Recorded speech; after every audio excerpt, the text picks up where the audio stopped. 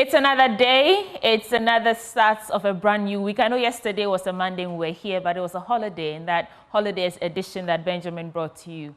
Great job, Benjamin. This morning, we're going to start by serving you the AM news like we always do. And then we get into our news review segment. And after that, we get into AM sports. Now, today, Joy Sports is launching that invitational tournament, and we'll bring you live. We'll bring you up to date on what's happening and really the people who they'll be talking to, and in fact, all the details about that issue. And yesterday, the NDC met some CSOs to bolster their push for a forensic audit of the voters register. We'll be looking at the fallout from that meeting, what's the next line of action, and really, if they achieved anything at all. And then also we'll continue our conversations with presidential aspirants on what the intention for this country is. Today, we'll be sitting and having a conversation with George Brimer. He is also a president. I think he's the number 10th on the ballot paper for the December 7th elections. And so we have all that coming your way. And we also bring a conversation from the freight forwarders. They have some concerns, and I think they hit the streets later today to demonstrate, to drum home their concerns, looking for their grievances to be addressed. You want to stay with us from now to 10 a.m. because this is the AM show, and we'll be serving you breakfast. Let's start with the AM news.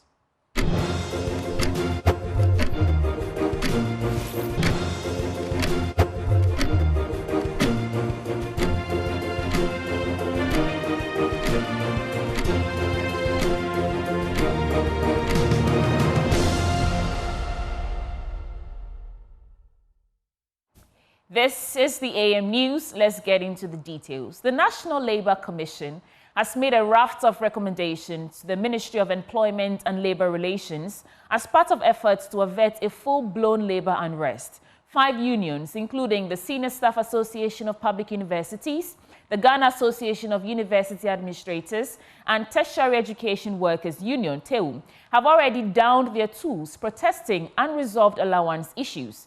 Adding to this wave of dissatisfaction is the Colleges of Education Teachers Association of Ghana, which is set to resume their strike next week, just after ending the longest industrial action in their history, citing the government's failure to honor their agreement. Here is spokesperson for the Colleges of Education Teachers Association of Ghana explaining the reasons for their intended action.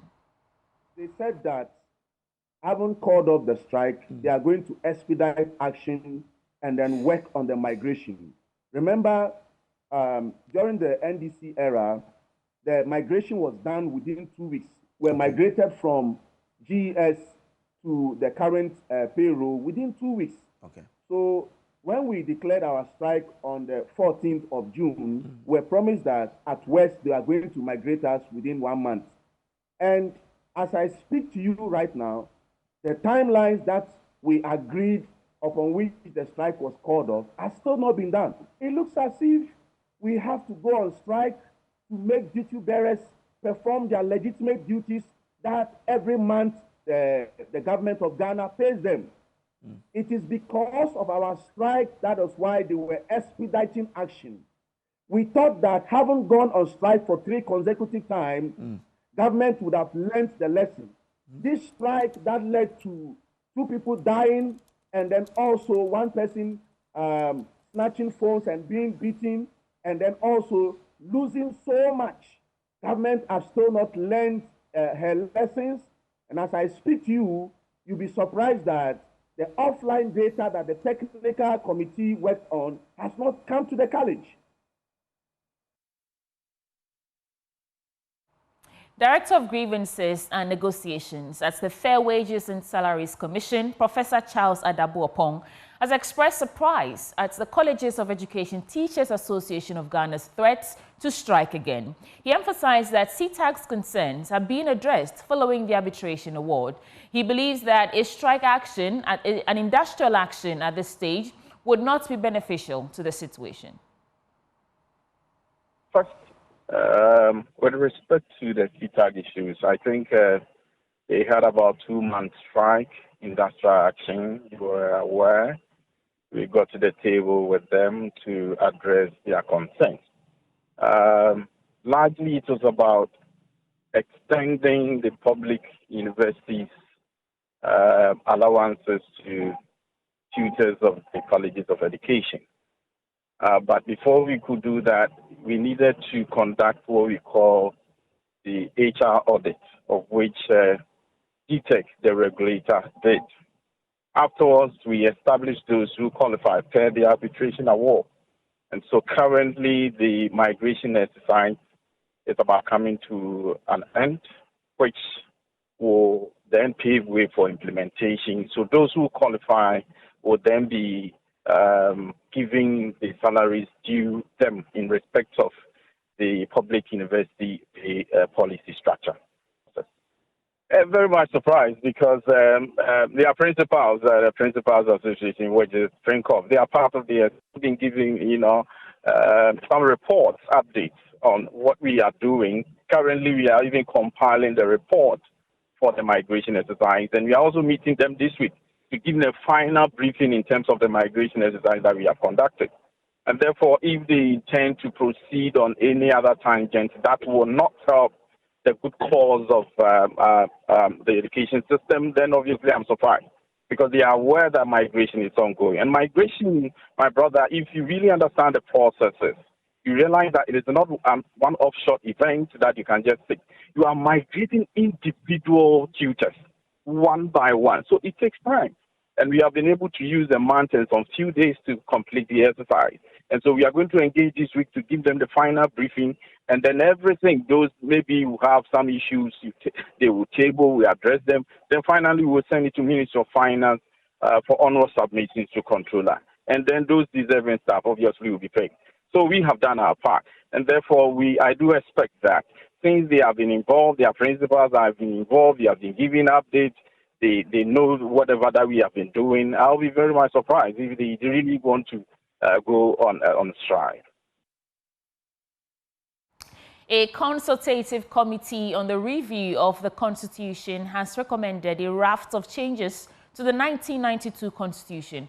The committee put together by the Ministry of Parliamentary Affairs wants members of Parliament who are appointed ministers to resign from the legislature and also requires parliamentary approval for appointments to some key constitutional bodies, including the Electoral Commission, Auditor General and SHRAJ. Kwekwa Sante has more in this report. The 1992 Constitution has not been amended for some time. There are now calls for an urgent review to meet the needs of the time. A report by a commission set up by former President Mills to review the Constitution has been sitting on a shelf and has not been implemented. The Ministry of Parliamentary Affairs under Osei Chairman Sabons was sought to get this underway and put together a Constitutional Review Consultative Committee chaired by a lecturer at the University of Ghana Law School, Madam Clara Berry Kasati. The committee is now recommending, among others, that criminal trials must start within 6 months after a suspect is arrested, recommending an end to the cycle of setting up committees to review salaries of Article 71 office holders and instead institute a formula. According to the committee, MPs who are appointed ministers must resign from Parliament while also asking for appointments to SHRAJ, EC and the Auditor General be approved by Parliament. The CRC recommended that the time be reduced from 48 hours. They are required to be brought before a court within 48 hours. The recommendation is that it should be reduced to 24 hours, and we are agreed on it. Former Minority Leader Haruna Idrisu wants any review of the Constitution to diminish the wide powers of the President and end the winner-takes-all phenomenon. Winner take away all. We must do away with that in the future Constitution of Ghana. This winner take away all. It must be taken away so that Ghana can have a proportional kind of representative government like what pertains in South Africa. We also must water down the powers of the president. So Clara, I'm at it with your thought on it. But go further. Your group must do cross jurisdictional study. Kenya have amended to decouple minister from MP. What they have observed is that those ministers who are not MPs don't care more about constituents than those who are MPs who want, because of blackmail, they will perform in order to keep the seat. Retired Supreme Court Judge Jones Duche also wants the jurisdiction of the Supreme Court reduced. We have to decide whether we want all our ministers to come from Parliament or to be outside Parliament. This hybrid for me will not work. we have been talking a lot about Supreme Court appointments, capping the Supreme Court. Having just exited the court, I know that my colleagues will do a yeoman's job because the Constitution has given them too many jurisdictions, too many. And my younger brother who is here will bear me out. So the Constitution has to look at maybe reducing the jurisdiction of the Supreme Court. You can limit some of the civil appeals. But with the country in an election season and with barely 3 months to an election, Minister for Parliamentary Affairs, Osei Mensah Bonsu, says this should not stop the review from going ahead. I've heard people opine that in an election year, there's not much that can be done when it comes to constitutional amendment. With the greatest respect, I beg to differ. All the amendments to the 1992 Republican Constitution happened in 1996, after the election, in November and December. All the amendments happened in 1996, after the presidential and general elections. So I believe that we are not stopped by time to do the consultation that we intend to continue today. The stakeholders consultation workshop was to afford stakeholders the opportunity to review the report of the CRCC and build consensus ahead of its implementation. Now, 25 deprived Muslim families at Dinasi in the Efija North District of the Ashanti region have received sewing machines, their accessories and wax prints in a move to make them self-reliant. The gesture from Direct Aid Society Ghana follows a need assessment of poor Muslim families done with the support of traditional authorities in the town. The donation brought smiles to recipients, including physically challenged persons who suffered amputations. There's more in this report. 40-year-old mother of 5, Hajja Zainab Yusuf, lost her left limb in a road crash 10 years ago. She had gone to visit her sick sister at a hospital in Bremen when a private car crashed her and her baby just opposite the facility. Though the baby survived the accident, Zainab lost her left limb as doctors at Komfanochi Teaching Hospital amputated it just below the loins. Na mi nua na yare na me kɔhwɛ no hospital. Nti mi pie me to ade store. Mi gina hɔ na ɔmo si enware me dan mani na ɛsɛ. Ana ɛsɛ ɔmo de car no ɛbɛbɔ me ɛwɔ Breman. Na me basket wa hyɛmachi 6 months.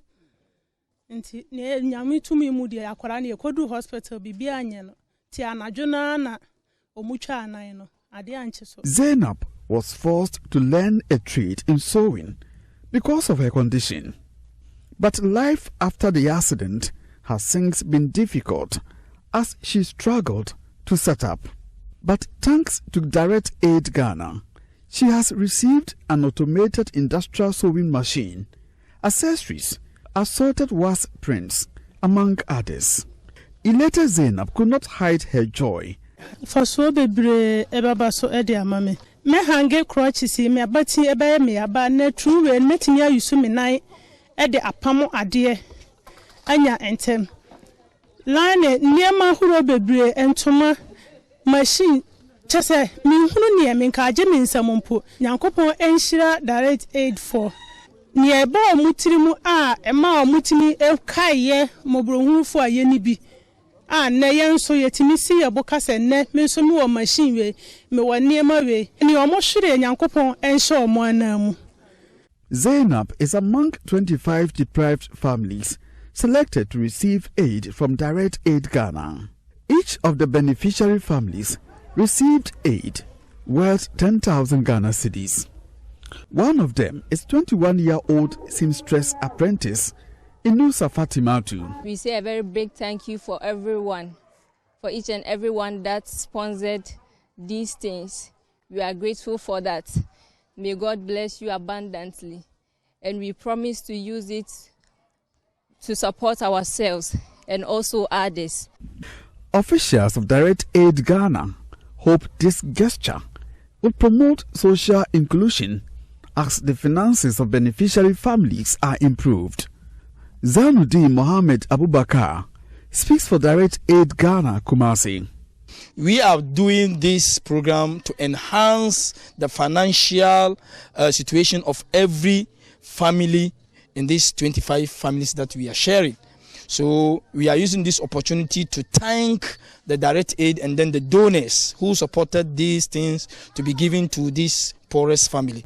Direct Aid, which operates in all African countries, was first established in Ghana in 2001, providing educational, developmental, healthcare, among others, to deprived communities.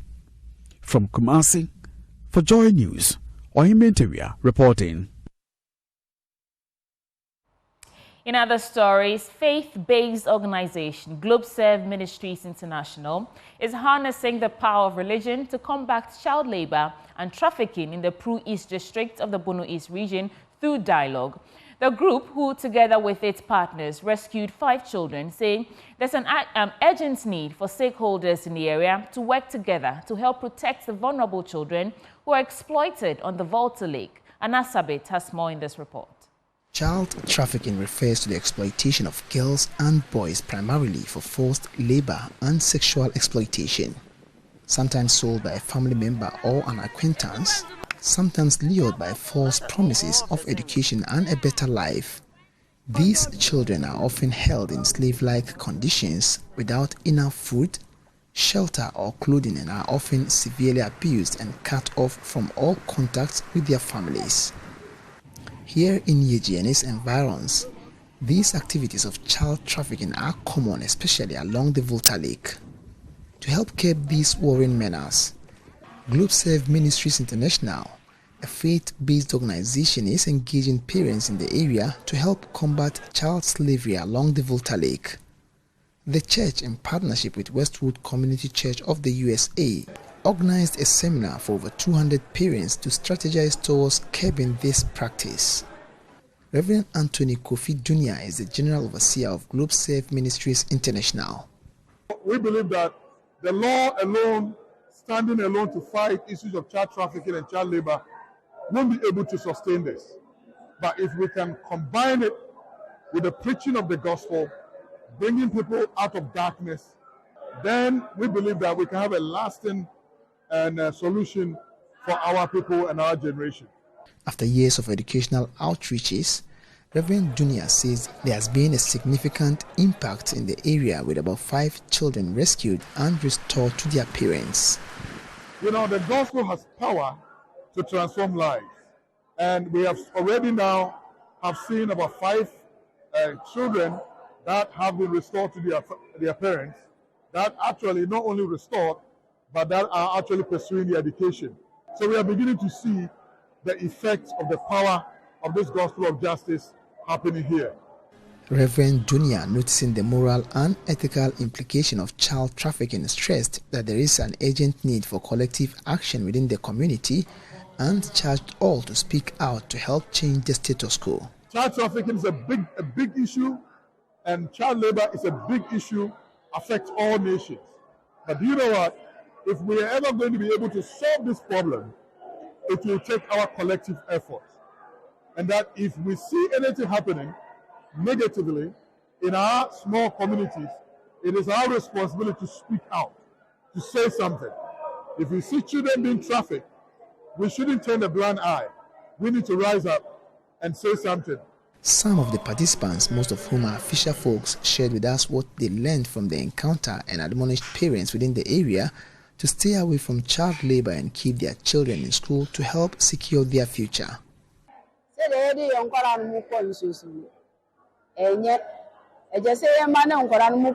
is bad how we take our children along to the lake. We have to take them to school so that they get better education and help us in future.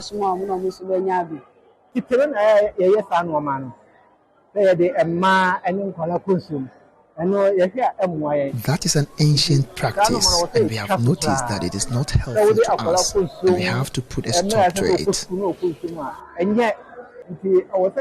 have to educate our children to help them have a better future. The Gospel of Justice Conference, which was held under the theme Changing Lives and Transforming Communities Through the Gospel of Justice, saw over 100 participants benefiting from a free vocational training aimed at helping empower them and their families.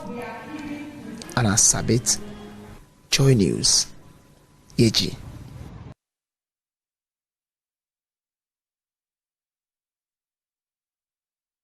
Up next is Business Update with Benjamin Akapo.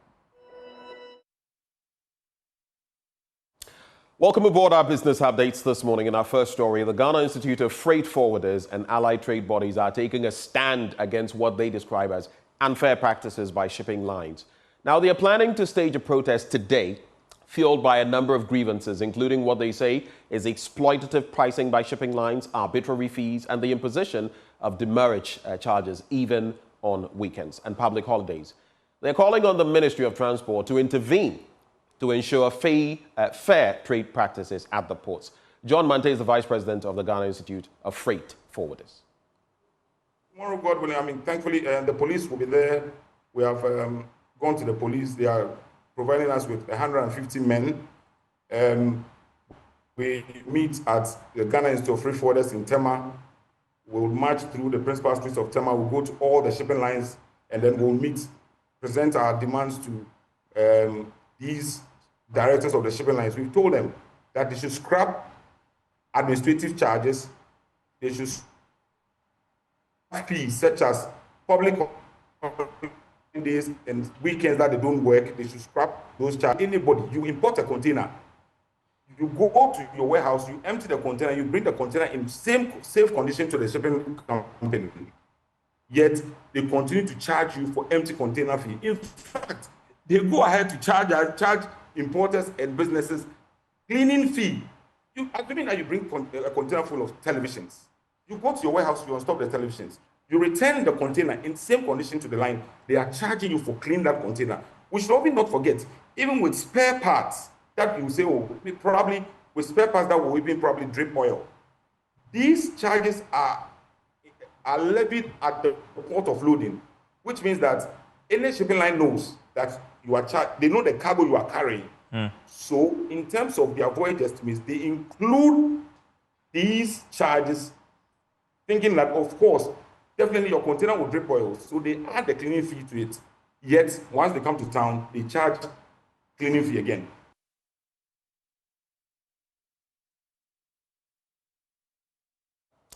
And our next story, the Bank of Ghana has signaled its intention of taking some tough action against banks and other financial institutions that are not complying with the Credit Reference Bureau. This caution was captured in the annual credit reporting data for 2023. Speaking to Joy Business, Senior Finance Lecturer at the University of Ghana Business School, Dr. Jabir Mohammed, welcomed plans by the central bank to impose sanctions on institutions that are failing to comply. Important. You know, people, even as local parlance, when you go to the chief palace and you are fined the first day, and you go again and you are fined again in a hefty manner, you will not want to do anything anymore, right? So the Bank of Ghana should give them a stricter punitive measure, such as heavy fines. Because, you see, the stability of the banks is very important. If you recall that in the past, banks got collapsed because most of the banks had a lot of issues with their non-performing loans. They have serious issues with their financial information and the dealings and all of that. So when credit information is properly shared, you will notice that some of these things can be curtailed. And it's a wrap for business, and I'm handing over now to Sweetie Abochi.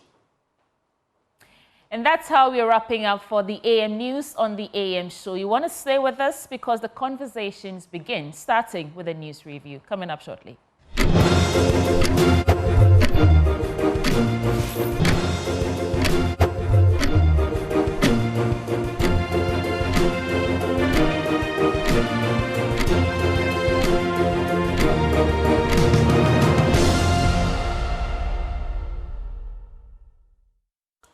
Well, thank you very much for joining the conversation. And it's Mary Poppins with yours truly. She's looking all Mary Poppins. This morning you're actually looking it with your long-collared shirt and your black. Thank you, Benjamin. I try. You try. Mary Poppins at even the hairstyle, because of the way you've tucked it with a band, it comes out at the end sort of like pigtails. Typical Mary Poppins. Thank you, Benjamin Akaku. I'm just saying it's nice. Yesterday I watched you and I thought, wow, you made my holiday. I did. With your news review. You're up to mischief. I see exactly where you're going. Anyway, guys, folks, welcome aboard. It's the news review segment, and right before we get to it, you should take note that the Energy Commission and the Ministry of Energy, in collaboration with the Ghana Education Service and I think Ghana TVET Service, and they have some important information that we'll bring to you in the course of the conversation. Benjamin, who are we speaking to this morning? Well, we have the usual candidates. Kojo Poku, he is an energy analyst. He is also in charge of the Energy Committee. When it comes to the manifesto of Dr. Mahmoud Bawumia, he is in charge of that committee. Then we have our very own Wisdom Dogbe. He's a financial analyst. Both analysts join us this morning. Energy, finance. It's always good having them because you can look at different angles from different sides. But gentlemen, a very good morning to you. Thank you for joining the conversation. I'm sure our gentlemen would have to unmute. Kojo Poku, Wisdom Dogbe. Well, can you hear me? Yes, I can hear you now, Kojo. I can hear you, Wisdom, as well. Kojo Poku, why do I get the feeling you are not in your usual spot at home? You are somewhere else. Are you on tour? I'm not. I'm on the bus of possibilities. We are in the central region and sharing the good news of the #1 candidate, Hesroho candidate. Okay, all right. I hope it's going well in that region. No, very well. It's going very well. I mean, you see the reception. This is what campaign is about, and this is what election is about. We are doing what we need to do, and we hope Ghanaians will also do what they have to do on the 7th of December. All right. Thank you. Before I come for your first thoughts, Wisdom, good morning. Good to have you. Good morning. Sweetie, I want us to serve these people this morning. A phonama. Ma follow lucky. Lucky or have fun, dear.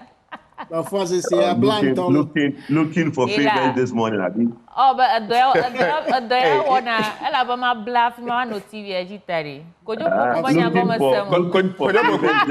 Okay, so Wisdom Dogbe, you've sought to stoke Kojo Poku and already the fire is starting. Please calm down, because this one, I don't know. He's already saying you are starting to court favors and all of that. Nah. But let's start with your brief thoughts, Wisdom Dogbe. Very brief, Kojo, very brief. Then we come into the studio.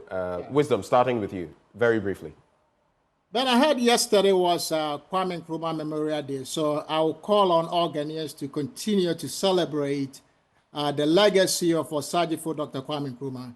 He has indeed set the pace, and if only some of our leaders today can emulate him or even achieve a fraction of his accomplishment, I think we'll see a lot of development in Ghana and in Africa as a whole. He believed in the importance of African unity and putting the nation first. So I think that we need our leaders today to also put Ghana first in all that they do in their positions. Also, I heard that the Ghana Armed Forces has begun their enlistment. It is my hope and prayer that they would enlist based on meritocracy instead of what we heard some time ago, that party faithfuls are being enlisted into the nation's security jobs. That is not good for the independence and integrity of our security agencies, if that is true.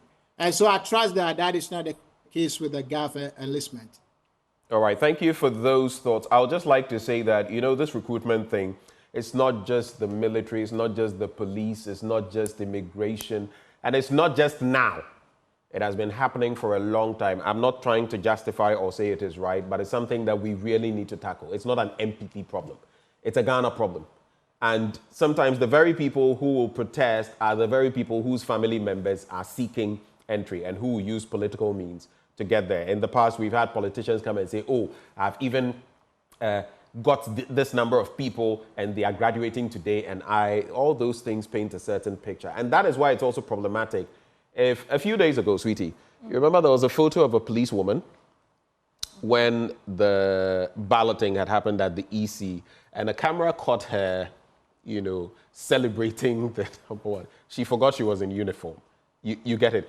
Police people, they also vote. They are free to. Like us. But when you are in the uniform, and that's why I like the MPs, the military police. Have you seen them in action before? Even if they know you, when they see you anywhere or in traffic, they don't know you. Yeah, the professionalism. When the uniform is off, then you can. But once they are at post, the professionalism, and all of those things seep in because of some of these things. So they are not bad from being political, but they are not supposed to be openly political, especially in uniform. That's it. So we have to watch those things. Kojo Poku, quick thoughts? Well, yeah, continuing from where I let off, I want to say a big thank you to the people of Efutu and the central region as a whole, where they are hosting us, and the bus of possibilities stopped in Gomoa West, Gomoa East yesterday. Beautiful reception. Efutu was a roadblock. We can't thank them enough. Everybody is doing their best. But so you are in your majority leader's constituency? Yes, we were in Finya Markin's constituency. He called it Duku Day, so he wanted everybody to put on a Duku. Unfortunately, some of us might get into problem if we try to put on that Duku. So what are you afraid of? Well, I'm afraid of our former president seeing me and calling me and thinking that I'm something that I'm not. So that's what I'm afraid of. So look, that good thing. I want to go on that professionalism thing that you talked about. I think we need to commend the Ghana police for what they've been through in the last 2 days at the 37, Friday and Saturday, being provoked to the hill, their car keys being taken and thrown away, and all that they stood, and we all saw how they acted professionally. The good thing is that all those perpetrators, all those people who lied to Ghanaians that they are demonstrating against democracy, but they knew what their real intention was, have all been put behind bars, and they are in the cooler this morning, will be arranged before the court today. We should commend the police for a good job done. And I think I would also entreat all the MPP youth. I know tension is high. Our posters, paraphernalias, everything were destroyed. But look, the message we give them is that election is about campaigning. It's about ideas, about bold solutions. What Dr. Mahmoud Bawumia is doing around the country, and that is how we should conduct this election. Thank you. Thank you very much. Suti Abochi, I agree with him on don't vandalize stuff. Yeah, I always say that. I was saying yesterday, if you embark on what is meant to be a peaceful demonstration and then you end up doing these things, then you make it more difficult the next time. Because as for the right, it's not in the hands of the police. They don't determine who can or can't go on demonstration. We all have the right. But of course, they have to give certain guidance. They don't give permission. They give guidance so that you don't disturb, other people who also have the right to enjoy. I felt the impact of this because on Sunday I was going to church. I had to use a long route to get to church. I was late and all that. But the point, there was something Kojo actually said about, why has this just skipped me? I wanted to get back on something you said. Kojo, what was the last point you made on this demonstration?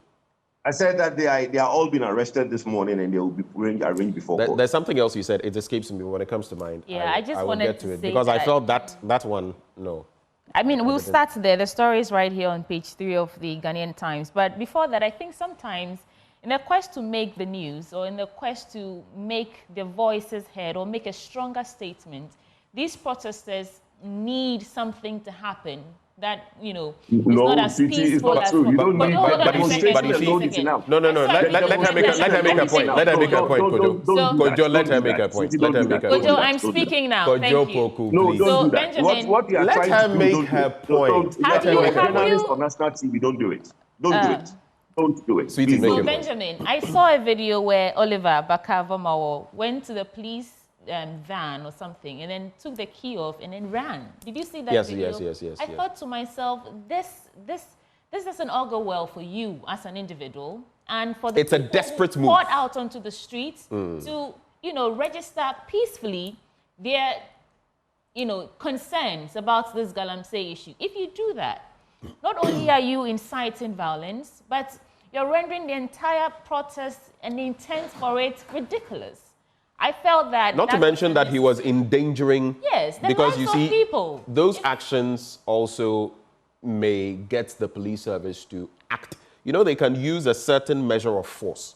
And that's was what the people. guy who was just going at it, and I thought, Exactly. God, I hope the police don't retaliate, because if they did, that guy would be torn into pieces by now. You see, I realize that in the exercise of democracy, and we've seen it. I've seen demonstrations in the United States where people have gone to sit in front of certain entities, companies, and refused to move, formed human barriers, and refused to move till many days after. Even the police were there, they refused, and they had to be basically picked up and taken for days. Yeah. Blocking. I remember there was such an incident, and there was you know, those concrete mixers, the big vehicle, the béton ones that have to get through. And they had blocked it. And you know, that type of thing, if it doesn't go within a certain, all of it goes waste. So the point I was trying to make Go is ahead. that don't use these activities as a way of making a stronger statement that you think you need, but really does not augur well for the people out there, the police service, and really the intent behind pouring out on the street.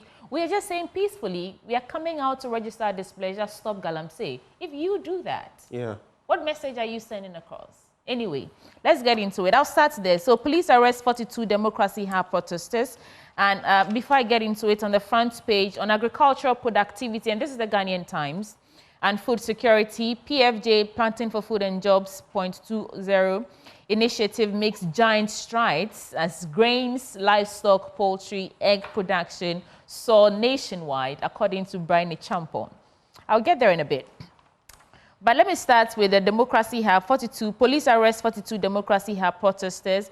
And we don't undermine contestants in elections, according to the EC chair, and reform laws on international arbitration. Dame urges African countries. Let me get back to that story.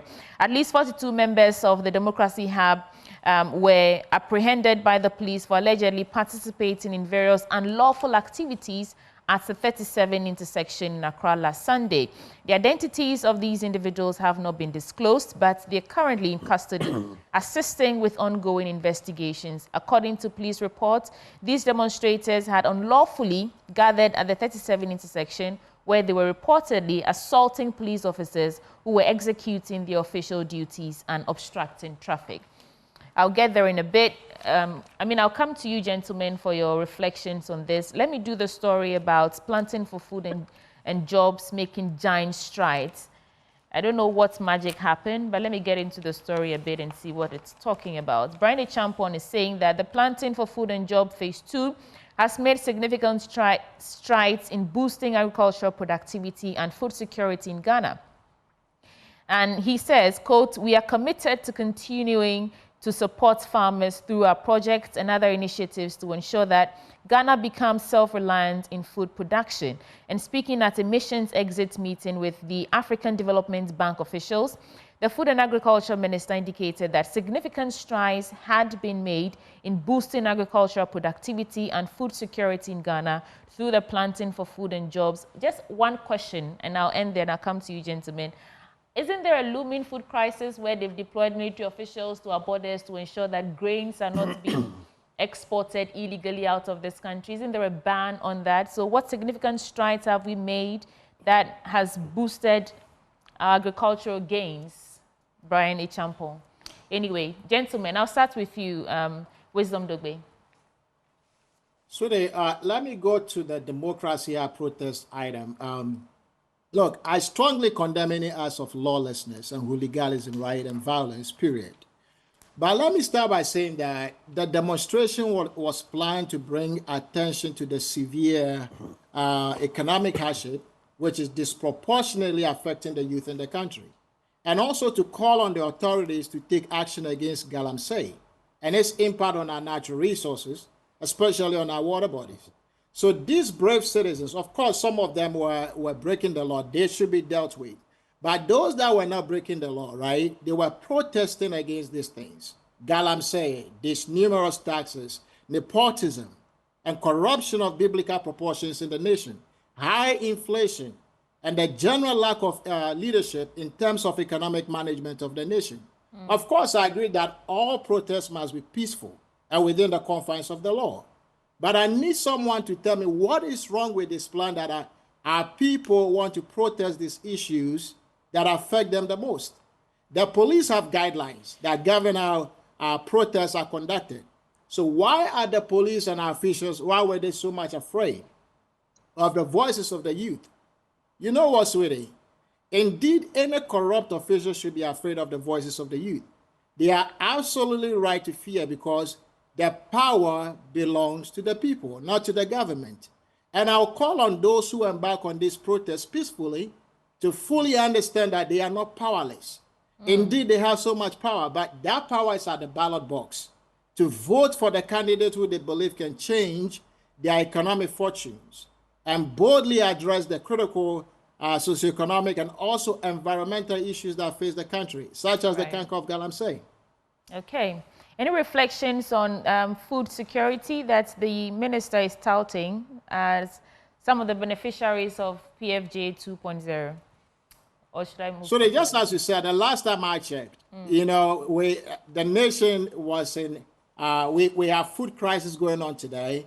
We are deporting our security agencies to the borders to ensure that folks are not smuggling grain out of the country.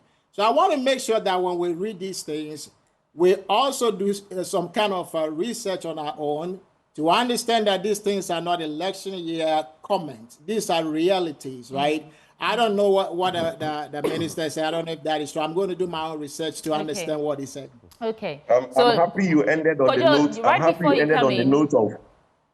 Let me just add some facts from the story before you come in. So he says that the project has also recorded impressive yields of 146,205 metric tons of maize, 38,913 metric tons of rice, and 13,860 metric tons of soybean harvested from farmers' yields. These are grains, and there is a ban on the exports of grains. These are facts. Make it make sense. These are facts and data. Look, there is, and I'm glad you put out there that you're going to do a research. And I think people should do their research before they talk about certain things.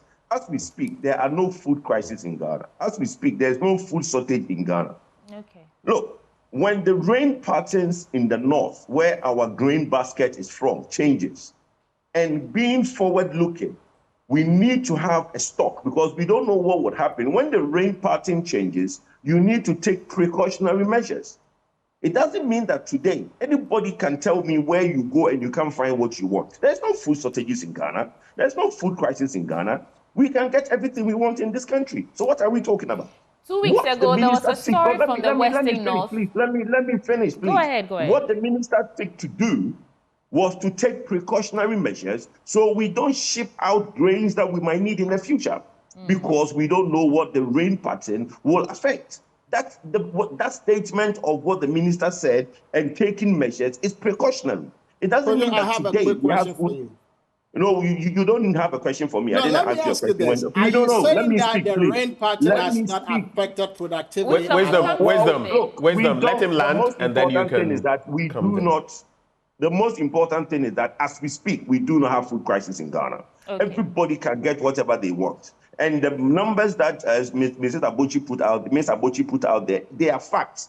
Now, I'm glad you said that you need to research. The planting for food has chopped major successes. You don't need to sit in Accra and make those conclusions. Go into the rural areas, speak to farmers and listen to the impact the supply of fertilizer, the supply of seed, supply of resources has made to planting for food. Right. So let's put that one aside. Now, on the issue of the demonstration, look, this demonstration was never meant to be peaceful. You see, let me speak to the youth of Ghana for a minute. In this country, we have what you call police intelligence. The police have picked up intelligence from day one on the kind of people these people were recruiting to demonstrate. So that intelligence was there. So the reason the police, yes, they can't stop people from demonstrating, but clearly their fears were laid to bear.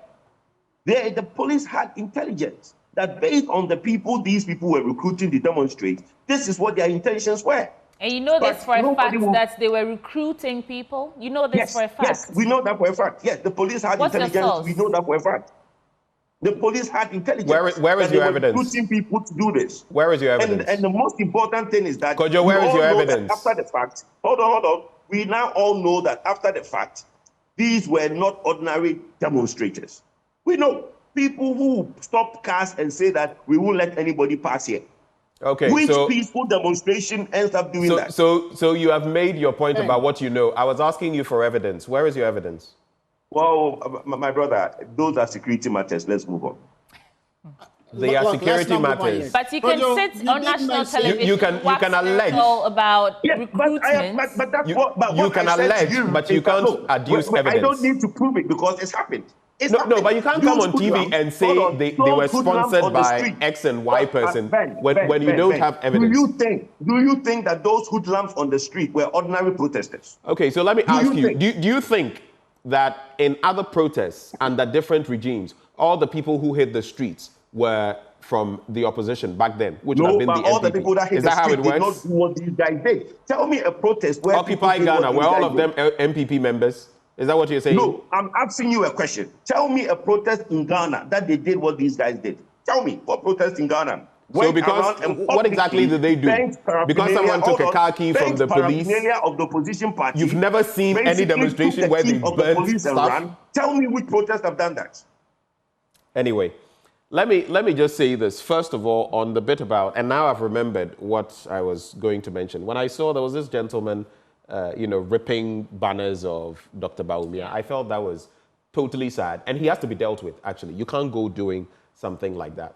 But the way Kojo Poku sounded when he got there, because in the last 3 months, in fact, you remember there were instances where former President Mahama's billboards, and then I have seen same in Efutu, the very constituency you were in yesterday, the other candidates on the NDC side. So these things happen. I've also heard of some where MPP members are saying, this has happened. Let's not politicize it. What is wrong is wrong. Say it as it is, but don't act like it is only one side that is known for doing it. But I have a quick question for you, Kojo, very quick question.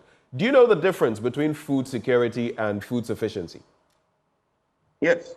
What is the difference? But we don't have any of that in Ghana. What is the difference? That's all I have to tell you.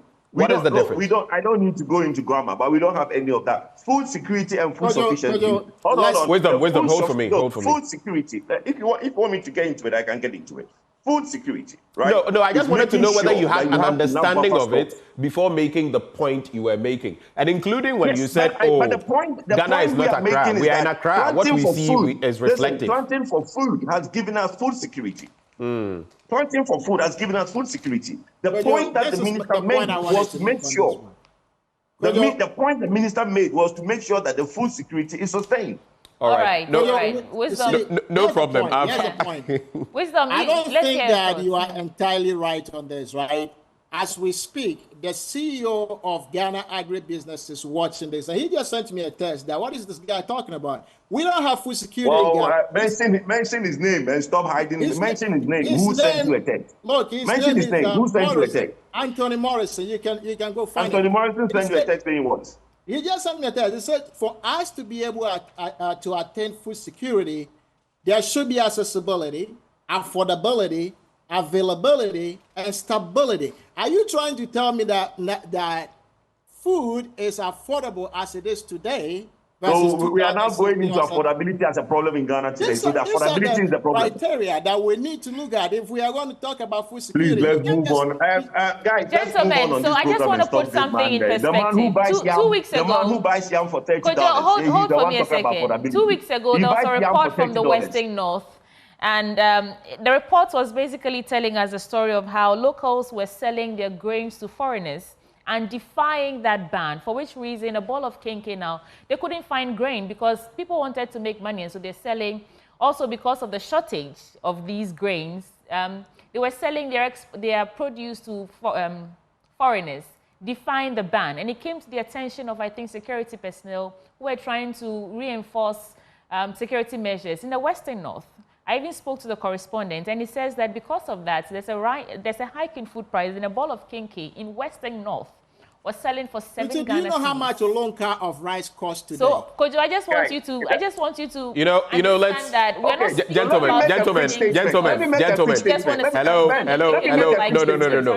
No, it's fine. On the back page of the Ghanaian Times newspaper, heartbreak. We're done with that. Heartbreak winless run with Bechem United win. Kotoko shares spoils with Young Apostles. There are some other stories about Inkosek launches 60th anniversary, calls on government to invest in schools, facilities, and so on and so forth. Jean Mensah is saying we don't undermine contestants in elections. You can pick a copy of the Ghanaian Times and get into the stories. Benjamin. Sweetie Awaji, permit me to do this. Benjamin. I don't want. Permit me to do this.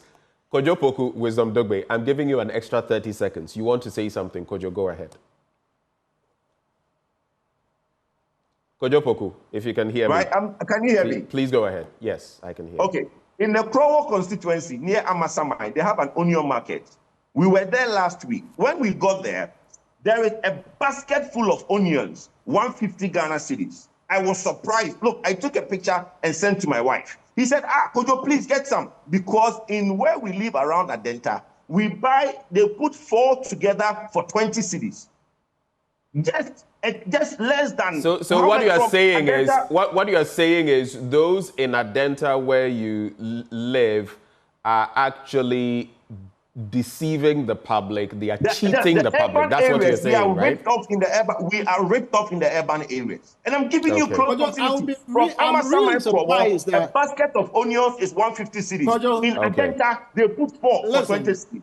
It is urban living. It is urban living. Some of us, and those are some of the your 30 seconds are up. Wisdom, hold your horses, Wisdom. Hold for me. You see, when this conversation about it is better in the rural areas comes up. Sometimes I get rural. This is just outskirts. Kojo, you've made your point. I'm saying hold on. There are times you go to other areas, and I remember there was this conversation we had, and people who had just come from up north, I've forgotten where specifically, were saying that even the prices of what commodity was it? I don't think it was yam. Some commodity. Here, it was way higher up there. They were buying it for about 10 cedis or something more. So this conversation sometimes, yes, in some areas you'll get it a bit cheaper, but in most parts, some of these commodities, especially when they are not in season, the prices reflect across the board. Wisdom, you have 30 seconds and then we move on. I think this is the issue. If you see an issue, if you know of a problem, if you cannot speak directly to the root cause or even acknowledge the fact that there is a problem, how can you solve it? Here is a situation, Kojo, that you and your candidates you are running to improve the cost of the standard of living of Ghanaians and reduce their cost of living. And you can't even sit on national television and simply agree that the cost of food is higher today than it was before you guys came to power. I see that as very, very troubling. If you cannot acknowledge that, I don't know how you can solve this for Ghanaians. And Ghanaians should take note of this. When they go to the booth, that their leaders are not able to acknowledge the fact that they are going to staff difficulties. How then can they solve their problems? All right, thank you. Thank you very much for those points. I don't think, though, that there is a lack of admission that the cost of living is higher. The food prices is not as high, man. No, but he's not saying it is not high. He's not saying it is not high. Let's get into the Daily Graphic. Are you done with the Daily Guide newspaper? Ghanaian Times. The Ghanaian Times newspaper, I beg your pardon. APC will prioritize people's welfare. That's according to Ayariga. VRA senior staff petition speaker over proposed merger towards good parliamentary democracy. Hybrid system won't work, Justice Doche asserts. Make Africa arbitration hub for foreign cases. That's according to the Attorney General. Then on the back page, Nat Cancer Foundation to raise $10 million to fight disease. And in Nsawam Prison receives carpentry equipment from German Embassy and the POS Foundation. Let me start from there. So the German Embassy has handed over equipment worth 6,000 euros to the carpentry lab of the Nsawam medium security prison. The modern items, which include circular saw, large angle grinder, jigsaw, sander, miter saw, impact drill, table saw, would replace the obsolete and traditional carpentry tools, such as a hammer in the lab. Sweetie, one of the things that, gets me really worried has to do with, our prisons are meant to reform, get people, and sometimes people, the rehabilitation includes acquiring a skill so that when they go and when they return into society, they can reintegrate. They can reintegrate properly so that recidivism will not be the general case. But when you look at our prisons system, even if you go to the pre-colonial period, the colonial period, and what we have now, I don't see the sort of progress that, I mean, even in terms of the soft skills or whatever that they need to acquire, a lot of them don't have that. The prisons are so crammed. Operation Efiase, I don't know whether it is still working. And the state of our prisons and the numbers, we have the judicial processes to try and slow the numbers. But honestly, if you look at our prisons and how men and women there have to live, it's inhumane.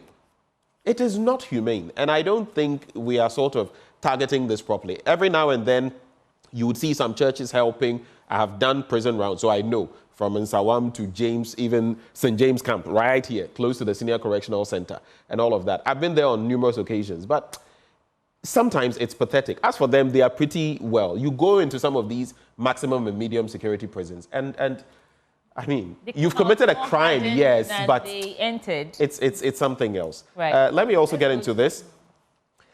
A retired Justice of the Supreme Court, Justice Jones Doche, says the current hybrid parliamentary system, where members of parliament can serve both the executive and legislative arms of government at the same time, will not work for Ghana's democracy and good governance. In fact, if you look at it, separation of powers, Baron de Montesquieu, doesn't really fit the picture, but it's what we have. Now, he says he's urging Ghanaians to choose between a pure presidential system, where the president appoints ministers from outside parliament, or a parliamentary system, where all ministers come from parliament. This, he believed, would do away with the hybrid system where some ministers come from parliament and others are picked from outside. And that's the key point there. Let me wrap with Ayariga and then we can come to our guests. APC will prioritize people's welfare. That's according to Ayariga. And he has launched his party's manifesto for the 2024 polls, outlining a series of policies which, according to him, will prioritize the welfare of Ghanaians and transform the country. And it was dubbed the nation's manifesto. So 3 stories, the prisons story and the donation. Hybrid system won't work, according to Justice Doche, and APC and their manifesto. Any quick thoughts, Kojo? Yes, I think that the prison, the rehabilitation of inmates is key. It's something that among the many troubles that we have in this country, we've overlooked. And I think the prison service should be resourced to basically rehabilitate the inmates. Some people are hardened criminals. They go in there and come back even more hardened because they meet all sorts of people. Some people are not, maybe by just virtue of something happens, they get in there, they come out worse. So we need to be able to reform the prison system. And I think it's sad, like Ben, you mentioned, when you look at the conditions, even the cells, forget the main prison, the cells, when you have the holding cells where sometimes some people are in holding cells for months and it's overcrowded in those holding cells. So we need to look at that immensely. The next one I guess the politicians are only concerned when they themselves start ending up there. That is the only time they start getting concerned. I have been concerned about that, and I'm even. I'm not referencing you in particular. I'm just saying that sometimes it takes going there. I'm not a politician, so it's okay. All right, you are moving on to the next subject. Yes, I think I prefer the presidential system. I think as a nation, if we look at where we are with the kind of constitution that we have, the presidential system will work best for us so that people who go to parliament will concentrate on the work of legislation and approving bills and laws. So for me, my personal favorite, but then So you are opting for a pure presidential system, a pure presidential system, yes. Okay. A pure presidential system. I think that will work best looking at the constitution that we have. Because we cannot we can amend the constitution. We can't throw out the entire constitution and bring out a new constitution, which will now reinstate, because it will be too much destructive going towards the parliamentary. The parliamentary system. I think the easier route is to go for the presidential. That's my thoughts anyway. So look, the number 1 on the ballot, has preached that when he comes in, he's going to look at the basically training of the TVET, ensure that TVET is done. And we have already put our manifesto out there. So I don't know why it is now that Mr. Ayariga is doing his one. In terms of, what was your last point that you talked about? Mahama Ayariga, that was the last point. Yes, okay, yeah. So he basically has now put out his The nation's There is manifesto. only two contestants in this election. There is the NDC and the MPP. The rest are just others. Ghanaians will basically no, there are others. Please, I mean, let's move on from that. No, but for the sake of, so look, we hope that if you look at the numbers in the past, you could say that. But for the sake of respecting the other candidates, should you be? Because anything could happen, you know, and especially in an election like ours, this one where you have an Alan Chemanting and his own following. I don't want to mention some of the other independent candidates, but all of these groupings, the CPP, for example, yesterday, Madam Kubankuma was here. She said she's going to win and all of that. If you start this and maybe as your survey reveals that they are neck and neck, Mahama and Baumia, and if there's a runoff, they will show you something. Well, Ben, let me make a point. Look, Ben, in the beginning of the year, there's been many surveys. In the beginning of the year, there are surveys that show that our candidate was not visible.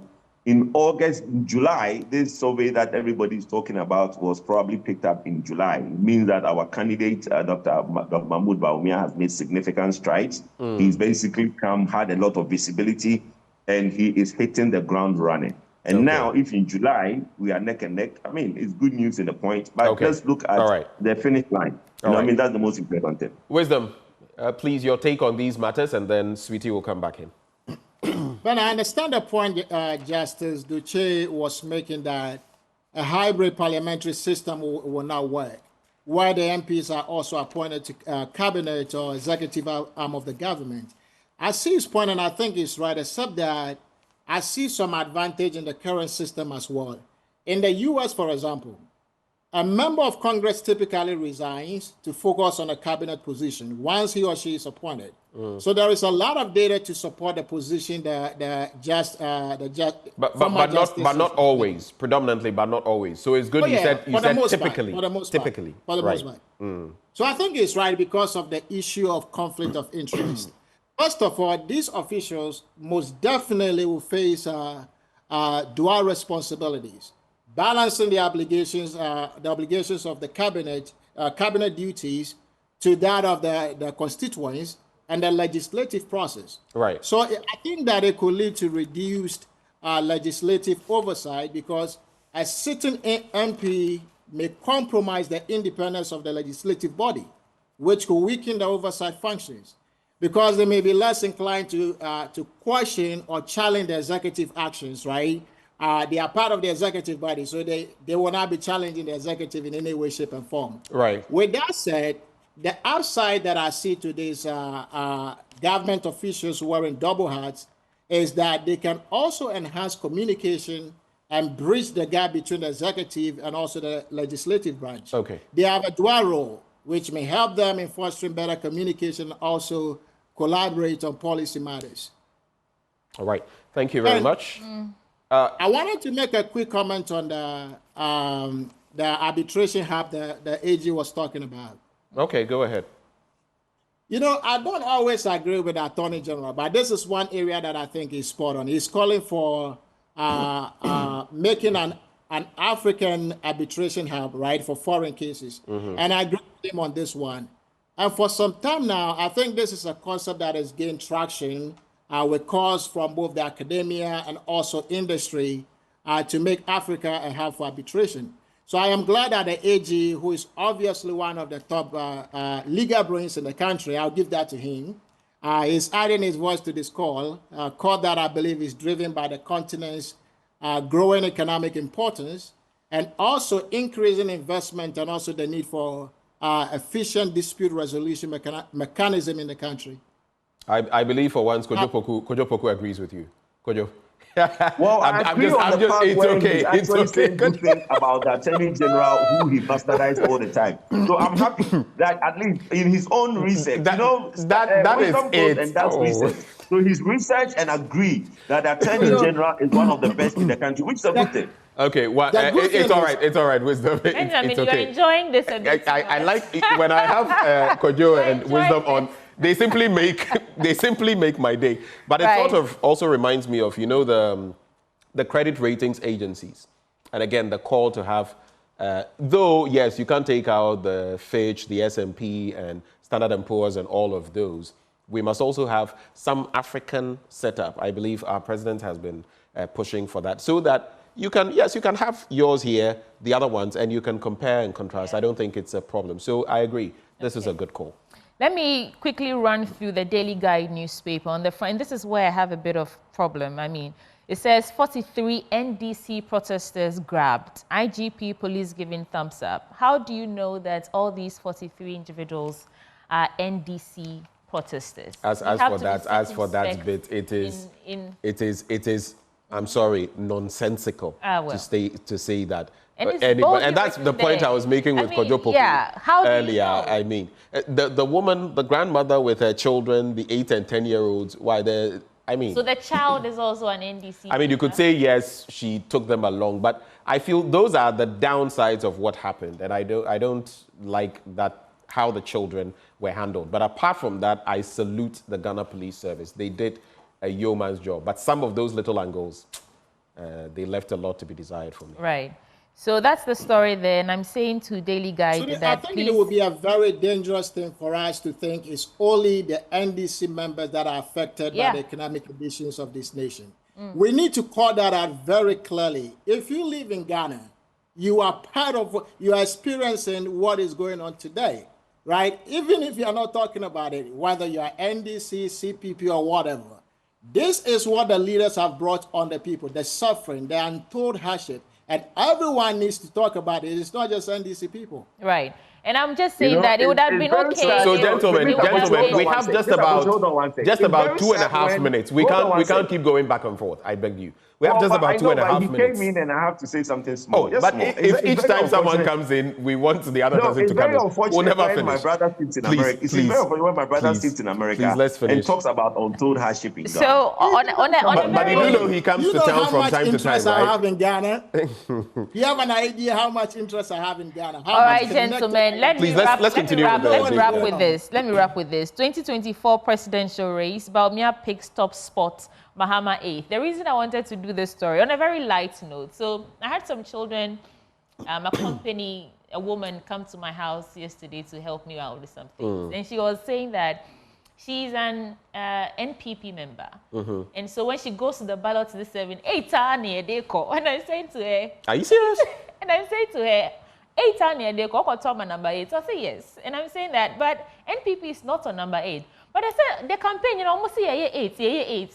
That's miscommunication. That's misinformation. Ms. Abuchi, that's a lie. You see, no. This thing, that's a lie. She's not an educated woman. I'm just telling you a story. Oh, were you there with me? We are on live television. Were you there with me?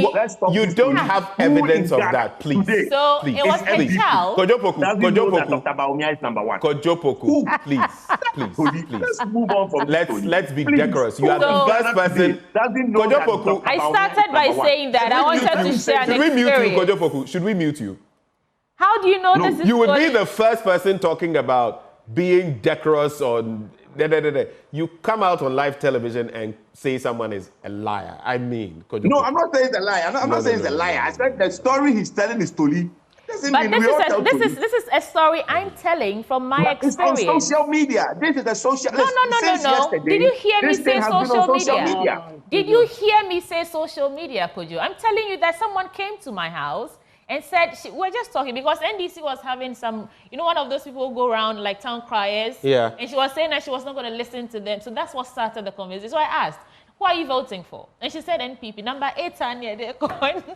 I mean, the reality is most people still think that number 8 should be associated is on the ballot is for the NPP. You have a lot of work to do. That's all I'm trying to say. You have a lot of work to do to correct that. And I think, I mean, whichever way it is, the parties have to sensitize their members, and they actually succeed a lot. I mean, I've seen Esroho, Asieho, now Alan is Asieho. Yeah. His party will have to do the sensitization. The NDC will work on the 8 and try and let it pour sand in the gari of the MPP. The MPP will try to capitalize on number 1. Let's leave the political parties to do their work. We are not politicians. Let them do their work. I did say that I was saying this on a lighter note. Kojo, calm down. Let's wrap up. Benjamin. Economy Times. When I see social media propaganda being repeated on TV, I get worried. Okay, for you it is propaganda, but you cannot determine whether or not this woman came to her. So let's leave it at that. Economy Times. Banking sector fraud continues to surge both in volumes and value. Wisdom, I'll come to you. I just want to read the headlines. Bank of Ghana likely to slash policy rate, and government touts 6.9% Q2 economic growth. And that is it. Final reactions, gentlemen. Wisdom, you get your take, and we're gone. Ben, the position on the ballot paper matters, right? But I personally don't think that it matters that much, especially if voters are well educated on the process and they know who they want to cast their ballots for. So I don't think the political parties should dwell too much on the ballot positions of their candidates, Kojo. You see, regardless of who wins these elections, they have such a humongous task ahead of them to steer the nation towards responsible economic recovery and economic opportunity for all. And I know former President Mahama fully understands this. He knows that the task ahead is really unlike anything that we've seen in recent times. And there will be no honeymoon. Okay. In fact, I had the opportunity to sit down with former President Mahama just recently, right? And we discussed mainly his plans for the nation. And I got out of that meeting appreciating his desire to leverage his experiences to help fix the economy and provide economic opportunity for all. So it's really not about a position on the ballot paper per se, but what are the candidates' position on the issues that affect the average Ghanaian the most? Okay. And I think that is what former President Mahama is focused on for the most part. All right. With a smile on Kojo's face, I know exactly how he's going to start. Right. My brother, wisdom levels don't change. He had opportunity to sit personally with former president. He's a big man. You know, look. That tells you he's a down-to-earth leader. Kojo, your point, and then we can go. He's frozen. It appears you Kojo guys don't uniform me.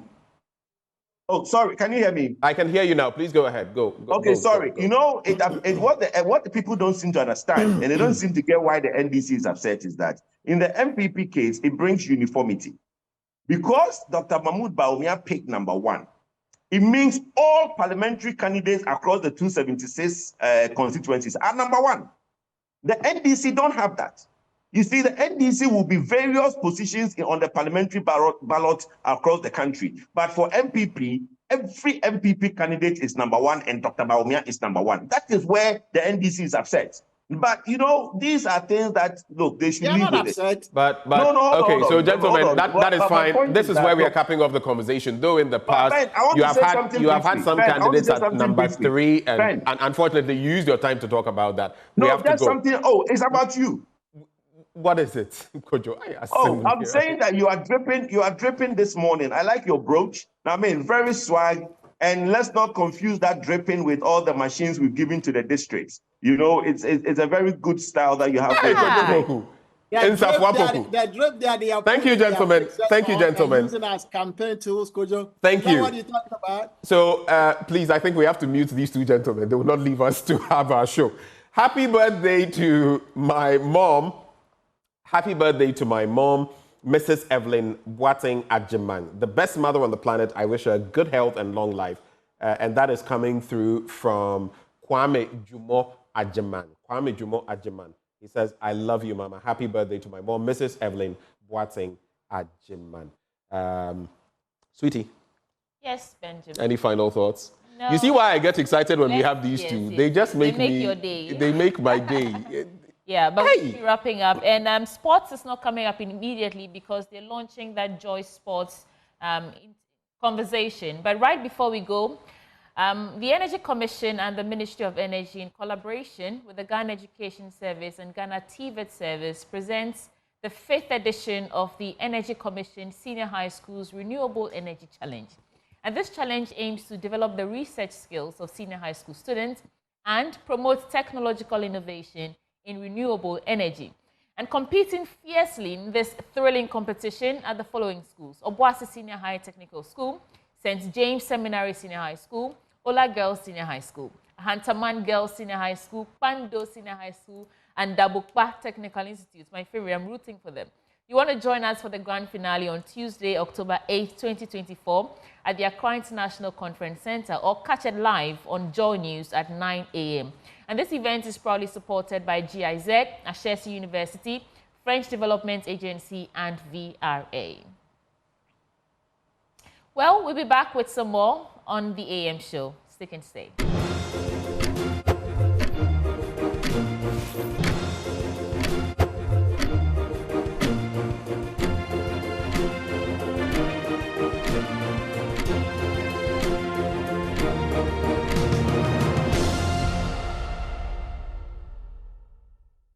Good morning, everyone. Welcome to AM Sports here with me, Muftahu Nabila Abdullah. The Joy Sports Invitational will be launched later today here on the platforms of Joy News, Joy Prime, and also Joy FM Super Morning Show. The event, which will be happening on October 26, will have many events ranging from CEO's penalty shootout, 15 meters dash for women, and 100 meters for men as well. And also there will be lime and spoon plus many other events that will be happening on October 26th.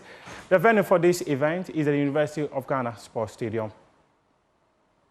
The joke or what? Team go score me. I shall give you. Master, I did the point inside. I did the point inside already. I start from here already. I manage my legs safe, so I start already.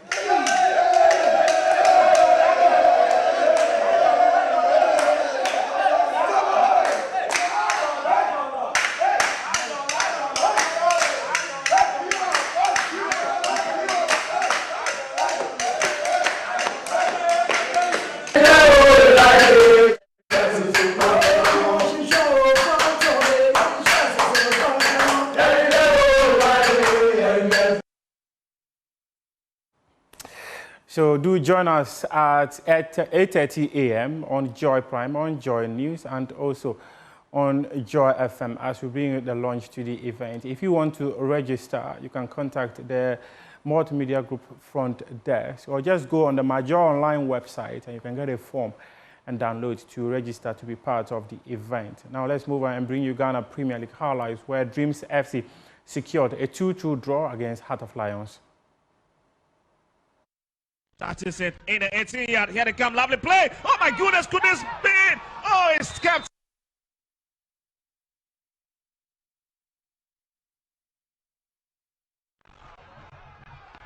What a goal.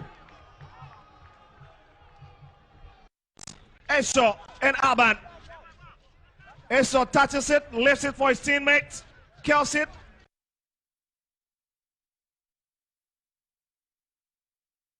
Scrapping it into the net as Dreams FC dances into the lead for the first time in meetings. It was quite scrappy. The goalkeeper tried to notch. They could not find him. It's in up in this could be. Oh my goodness! And that's certainly it to the game. Aggression is the name. That was a real hit. Obin Jr. got into it. Zane couldn't really deal. Just touch it back to him. And I tell you, the final hit from that connection from Obin is picked. Boateng could this be? And it's Sanya. Boateng gets Heart of Lions into the lead. Simple pass and a simple touch to beat a cycle. Heart of Lions scores, and it's Boateng that scores. That was cool, calm, and confident. Pando Heart of Lions. That's just brilliant. Dreams defend were left in shambles, and a cycle was left helpless.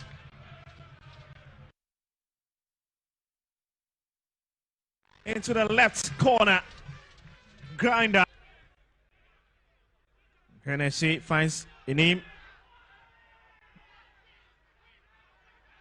Hey, Hennessy gives the ball to Esau.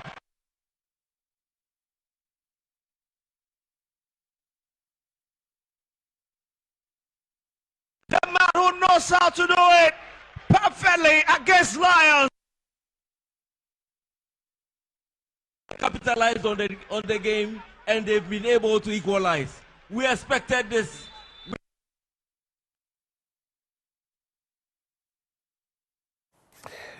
And Kumasi Asante Kotoko, dear midfielder Emmanuel Entry, he's been speaking about the Porcupines draw against Young Apostles on March day 4 of the Ghana Premier League. According to him, the team did not adhere to the technical directions that was given to them during the match. It was just the moment because we were told to, press more because we needed a goal so badly. So that's what we were doing, but I think we forgot ourselves during the game and we didn't, defend so well. So that's how they got their first goal. But how the goal came, was it exactly how the coach predicted? It was exactly what our coach told us. Yeah, because whenever they get the ball, they always want to operate from the flanks, so that's what they did. And that's the same video they showed to us, like, before our game. So going forward, we will work on that. In the first half, as you said, you pointed out, you created a lot of chances. But in the second half, it looks more like there wasn't any penetration from the middle or whatever. What accounted for that? Okay, so I will say they did their defensive work so well, but we kept pushing till we got the equalizer. Yeah. How frustrating was it for you trying to find spaces and trying to just get an equalizer? How frustrating was it for you? Because in the game, I saw most of you being shown the yellow card, which is signs of frustration. How frustrating was it for you on the field? Yeah, it was a bad feeling because playing in front of our supporters like this, because they really showed up to support us on the field of play. So we needed to make them happy on the field of play. So we wanted to try and, at least get a goal to make them happy. Understand? So that's what we were trying to do. And also to the opponents, they were really compact in the game. Like they really came with a defensive mindset. So we were finding it difficult to penetrate, or even get a goal. Understand? So but we did our best to at least get a equalizer in. It was okay. That is your sports for now. We do have more sports stories on myjoyonline.com. And as I mentioned earlier, do not forget to join us at 8:30 a.m.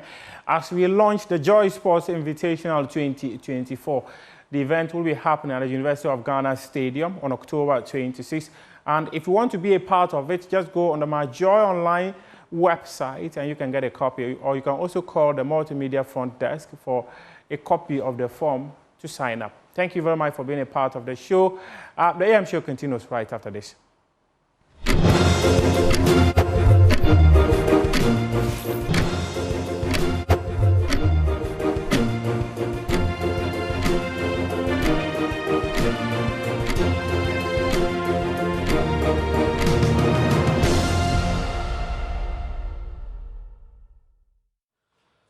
Well, welcome aboard. Welcome back on the AM show. And we get into our big stories. Now, the opposition NDC has met with civil society organizations, labor unions, religious leaders, media managers and journalists to present their case for a forensic audit of the voters' register and its IT system. The party argues that the integrity of the upcoming elections depends on resolving issues within the register and ensuring the transparency in the electoral process. Well, joining us for a conversation on that, we're going to find out, of course, the NDC has been in the thick of things. We're going to find out from Dr. Rashid Tanko Computer, Deputy Director of Elections and IT for the NDC. And we also have Emmanuel Wilson Jr. He is Chief Crusader of the Crusaders Against Corruption, one of the CSOs present at the meeting, to delve deeper into the calls for this critical audit. Gentlemen, a very good morning to you. Good morning. Good morning, Benjamin. All right, so I can hear both your voices. Let's start from your takeaways. I'll start with you, Dr. Rashid Tanko, because yesterday you invited quite a number of these CSOs to this engagement, but not many of them showed up. I do know the Peace Council was not there, the Christian Council, among others. What happened? Did you achieve your ends? What are your takeaways, Dr. Rashid Tanko? Benjamin, let me say good morning to your cherished viewers. And let me indicate that it was a massive attendance by the CSOs, religious leaders, diplomats, the journalists, especially editors, and then the managers of media houses. In fact, the place was filled to capacity. The body that you mentioned, we extended an invitation to them, just that they didn't turn up. But apart from that, we have not less than almost 60 of CSOs in the country attending. How many CSOs? Yes, almost How 60 many? of them. 60, almost 60 CSOs. It was great. In fact, we were shocked at the level of participation. That shows that Ghanaians are seriously interested in whatever the NDC is putting out there. Let me just ask you this. You say there was a massive turnout and all of that. I'm just interested, especially because you've been on a bit of a, I don't want to use the word warpath, but that's the word that comes to mind as far as the Peace Council is concerned. IDEC, among others. Are you concerned that they did not show up to this engagement, especially based on their rhetoric on your positioning so far? IDEC was there. IDEC was there. No, I'm not saying IDEC wasn't there. They sent a representative who couldn't even interact with us because she had to seek permission. But I'm saying the Peace Council, that's the entity I'm referencing. Well, Peace Council, we cannot read in their mind why they didn't turn up. We have extended invitation to them to come because we want them to see. Because, you see, Peace Council, they are part and parcel of the process, especially when we go to IPAC and all that. And then we think that it was important for them to have participated, to listen to it, because all along, this Electoral Commission has been telling the whole world that we have not presented evidence and all that. So yesterday was an opportunity for us to demonstrate to the whole world that we did have evidence, and we did present evidence to them, and even statement from commissioners in the commission attested to the fact that the NDC, we have points, and that they must listen to our call for the forensic audit. Because yesterday was a platform that we demonstrated this. And clearly all the civil society who came in were very much surprised that yes, we have this depth of information about the register that we are all talking about. You know it, like I've been telling you in your platform. You don't rig election on the D-Day. You rig election way, way, way ahead.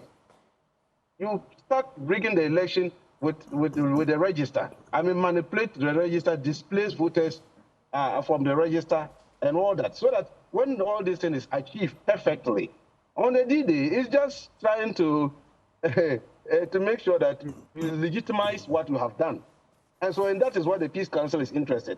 Well, they are interested in the event itself. So anytime you hear them talk, they are talking about the event, the voting day. They are talking about peace, election, and all that. But you see, peaceful election is a process. You must get the process right. If the process is not right, don't forget you are not going to have any peaceful election on the D-Day. And so this is why we are interested in the process. And we think that as a body that is always talking about peace should also be interested in the process that leads to the peace. And so if the Electoral Commission will sit in their office and tell the whole world that we cannot rig election, and the Electoral Commission cannot rig election, but their posture, their behavior, their attitude is pointing towards that kind of rigging machinery. Because you cannot be manipulating a register like that. So tell me, Dr. Tanko Computer, do you feel that on the back of what happened yesterday, your ends were achieved? What were you hoping to achieve? Did you achieve it? Yes, in fact, we achieved what we were expecting. Which is what? Our objective yesterday was to let the CSOs, diplomats, religious leaders, the media houses, to get to understand that we actually did an in-depth work about the register and actually discovered these discrepancies, the processes used in discovering these discrepancies. And it went down well with them. They realized that, yes, the NDC, we have a point. And therefore, you could see some of them were indicating that, well, maybe the Electoral Commission fear forensic, the word forensic audit. If we can substitute the word forensic and all that. I mean, clearly, if they hadn't understood this, they wouldn't have been going this path. And you and I know why. we are looking for this forensic audit. It was yesterday that they got to know that we're not even only looking for the forensic audit of the register, but we are also looking for the audit of the IT system. Because don't be looking at the poisonous fruit, but be interested in the root cause, the roots. If you go and cut off the fruit and think that it's poisonous, cut it off, and you don't do something about the roots, you are just wasting your time. It will come back again. All right. And so we need to do something about the IT system. Right. Let me bring in Emmanuel Wilson with the Crusaders. He joins the conversation as well. What do you make of this engagement yesterday? What are your takeaways? Well, Benjamin, thank you so much. Yesterday was honestly an eye-opener. For the very first time, yesterday gave me the opportunity to appreciate what the NDC has been talking about all this while. And they were able to present some few issues. Indeed, the presentation they made came up with 5 observations. My particular interest had to do with the corrupt files, which had about a little of somehow over 1,000 individuals, where their details were not present. Of course, because it's a corrupt file, you couldn't access their details. And according to them, the response given to them by the EC was that, well, even though some portions of the register is corrupt, if individuals show up with their voters' ID card, as long as there's a manual verification, they'll be allowed to vote. And I thought that was alarming. And so there were issues that came up which I didn't really have much. Hello, Mr. Wilson. Appreciation of us at yes. I lost you briefly, Mr. Wilson. Please go ahead. But when the were happening, and it brought about some worries. Benjamin, can you hear me? I can hear you now. Benjamin, go can you ahead. hear me? Very well, very well. So I'm not really sure where it truncated, but let me say that election is a process, and it is not a one-off thing. And most importantly, what we need to appreciate is that just some weeks or so ago, Afrobarometer came out with a finding that most Ghanaians are losing confidence in the democracy we are practicing. And so if we have an opportunity to enrich the democracy we have, then we need to do everything possible to ensure that it is characterized by transparency and credibility. And one key thing that we need to do has to do with the register. And so it is expected from what the engagement we had yesterday, our position is that those issues that have been raised, Electoral Commission should find a platform where stakeholders, not just the NDC, but all stakeholders will be present for us to resolve all issues and any other issues that has been identified. That is the best thing we can say. But indeed, the communication yesterday suggested to us that the NDC might have had some issues which all of us need to look at. So you're saying that per what exactly you actually followed at the event, you feel the calls of the NDC are justified? Is that what you're saying? Well, as I indicated, there were about 5 observations that the NDC brought into the public domain yesterday. But out of these 5, the one that we can confidently... All right, we're struggling with the connection to Emmanuel Wilson. Let me come back to Dr. Rashid Tanko. An interesting thought for you, Dr. Tanko Computer. Now, the point is, you gave a 1-week ultimatum to the Electoral Commission. And I'd like to find out from you what your next line of action is. Dr. Rashid Tanko. Well, Benjamin. Once we are here to also... Emmanuel, hold for me. Your connection seems to be... And if some question... Your connection seems to be problematic. Please hold for me. Let us work it out. Dr. Rashid Tanko, please go ahead. Very well, Ben. You see, like my General Secretary said yesterday, the issue is not about NDC, what is our next line of action? It's about this country. What is our next line of action? Because we have brought out the issues. The issue borders about the integrity of our election. And by questioning the integrity of our election, then by far, we are referring to our democracy. That is the heartbeat of our democracy. So what will be our next line of action as Ghanaians who are lovers of our democracy? Because we cannot allow our democracy to be told by individuals who think that because their appointment is tied to the apple string of the existing government, they must decide how our election should go about. That is what we are talking about. But as a political party, we have taken the way. And by leading you through this process, most of you were not aware of this. And that's why I'm saying I'm so happy yesterday, the number of attendance and the level of understanding that we got from them. Clearly, they didn't know this. They didn't know that this is the level of anomaly found in our register. And then so our next line of action is hinged on what the EC will do. We have given them an ultimatum, 1 week. They should go and think about it. Let us have this platform so that we can all come on the same table and discuss how to resolve this matter once and for all. This wouldn't be the first time you're giving them some sort of ultimatum. You have called on them to do what you call the right thing. They have not budged. They have come through to say that we don't think your claims are real. Adduce evidence. Bring us the evidence. And they have also said that they are cooperating with you. In fact, there are at least 3 areas where the EC admitted that there were issues and that they had worked on them, including the Pusiga incident. So if at the end of this 1 week, the EC doesn't budge, then what next? Then what? Ben, you see, this EC, that's why I'm saying that this EC, every day they give an indication why we should not trust them. This EC is telling you that the things that we have talked about, they have corrected them. How did they get it to correct? Where did they get them? Or what corrections have they done?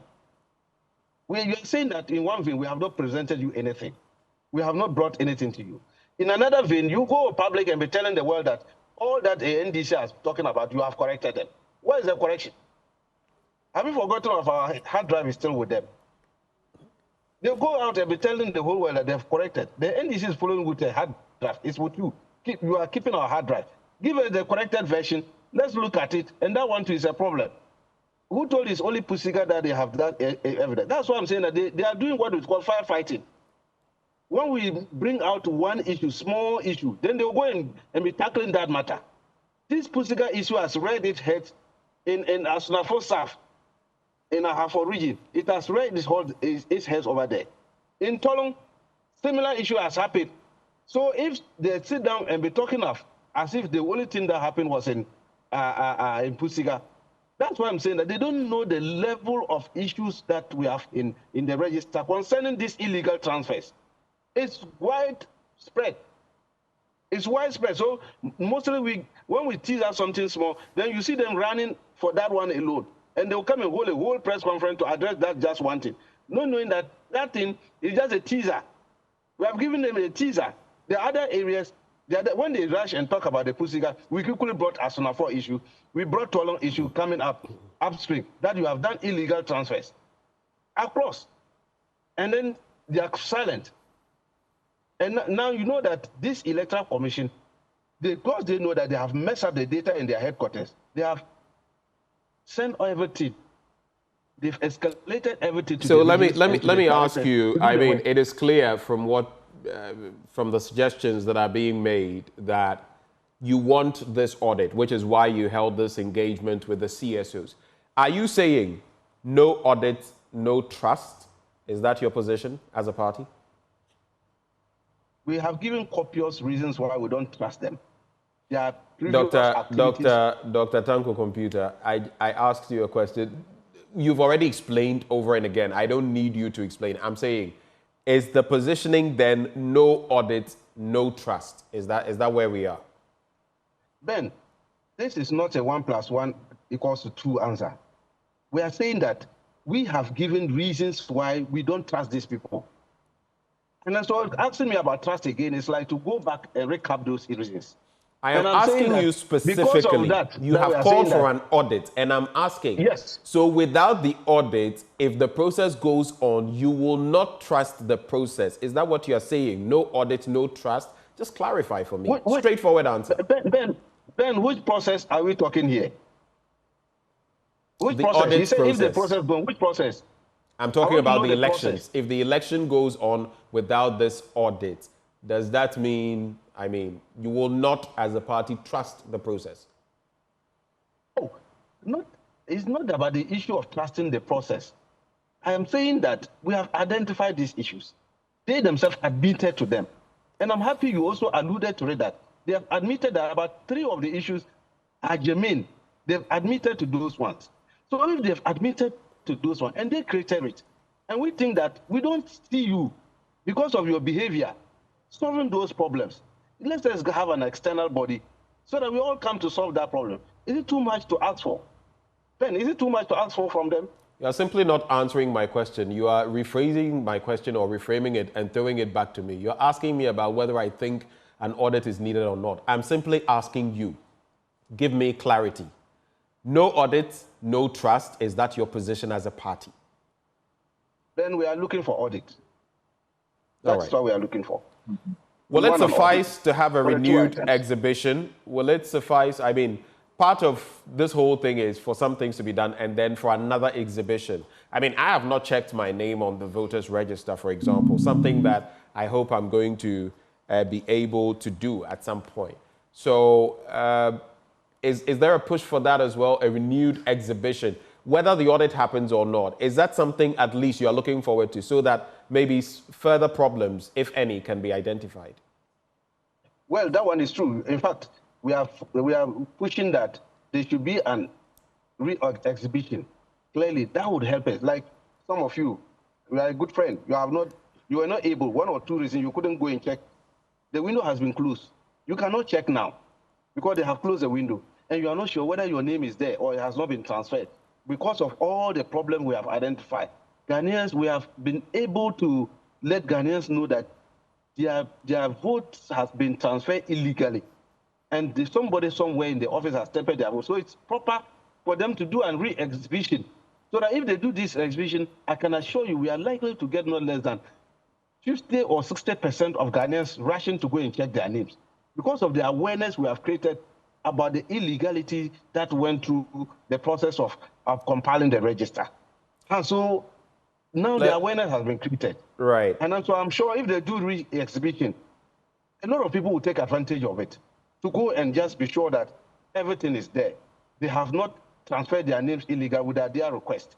And so it's important for that one there. I don't think there's something they should lose. Hold for me. Let me bring in Emmanuel Wilson. And of course, that urge for people to go and check will be on the back of some of the concerns that have been raised. Ordinarily, people would expect that, oh, my name would be there at my polling center or where I usually vote. But then all of a sudden, with these, more people want to go and verify. They say trust, but verify, right? You want to verify. But Emmanuel Wilson, you were making a point before the internet connection let go of us. Would you like to wrap up on that comment, or should I go into a new question?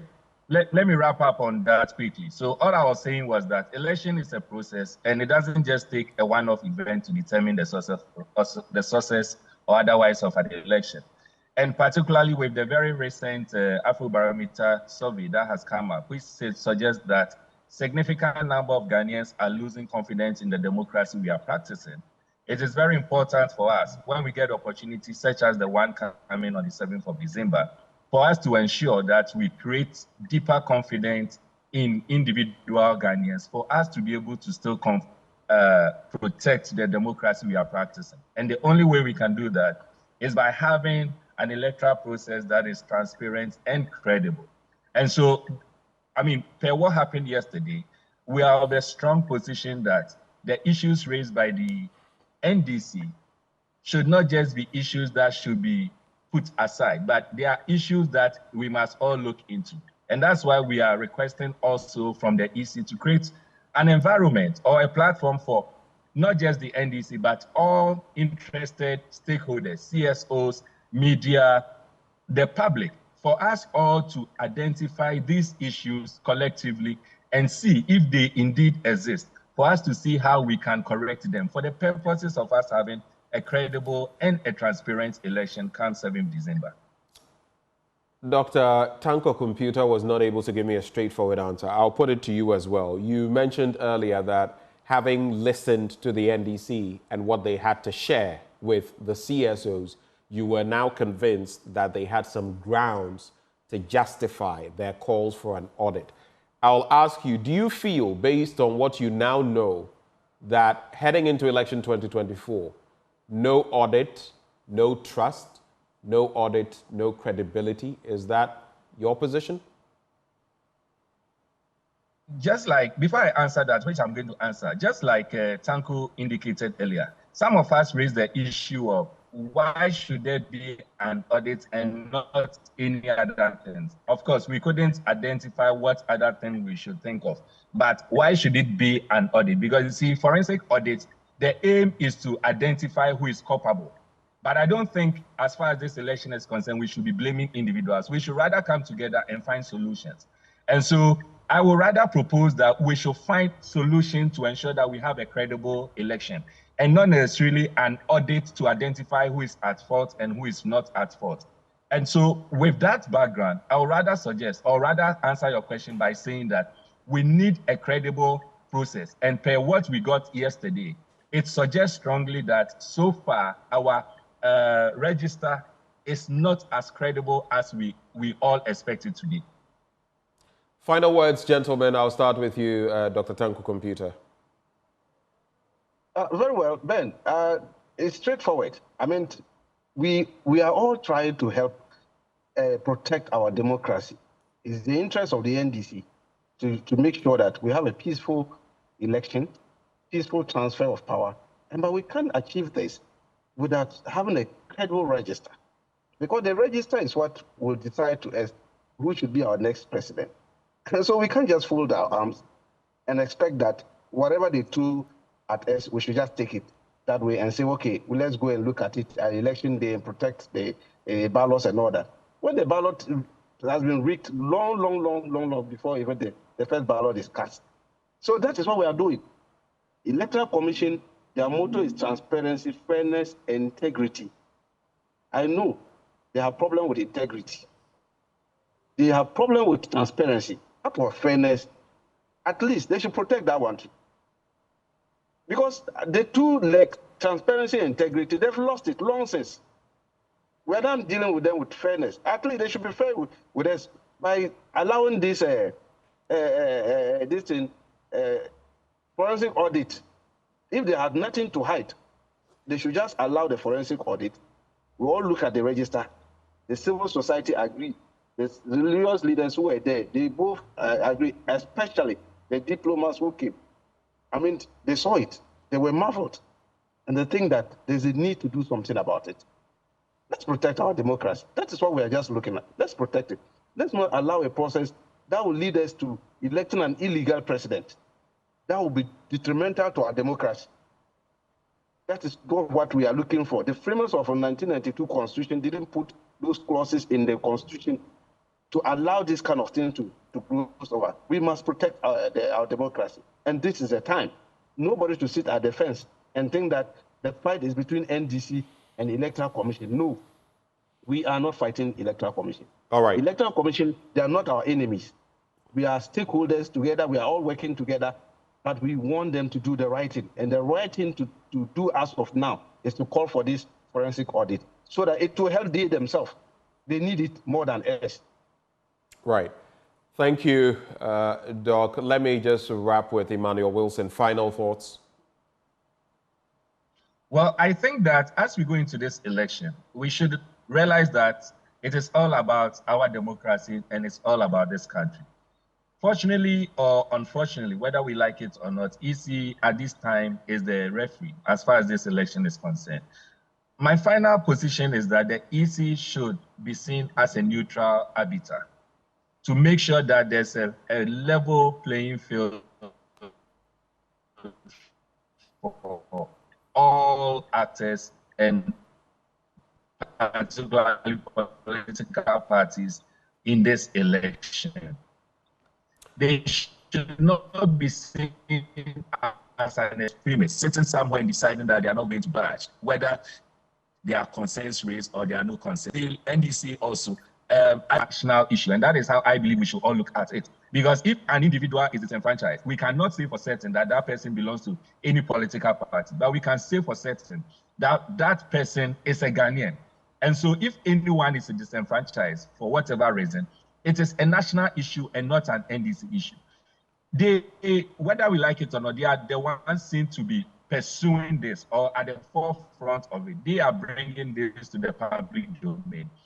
The advice to them is that they should also not have the posture of wanting to brand the institutions as a negative institutions. They should be having, a posture of we want solution and not necessarily who is at fault.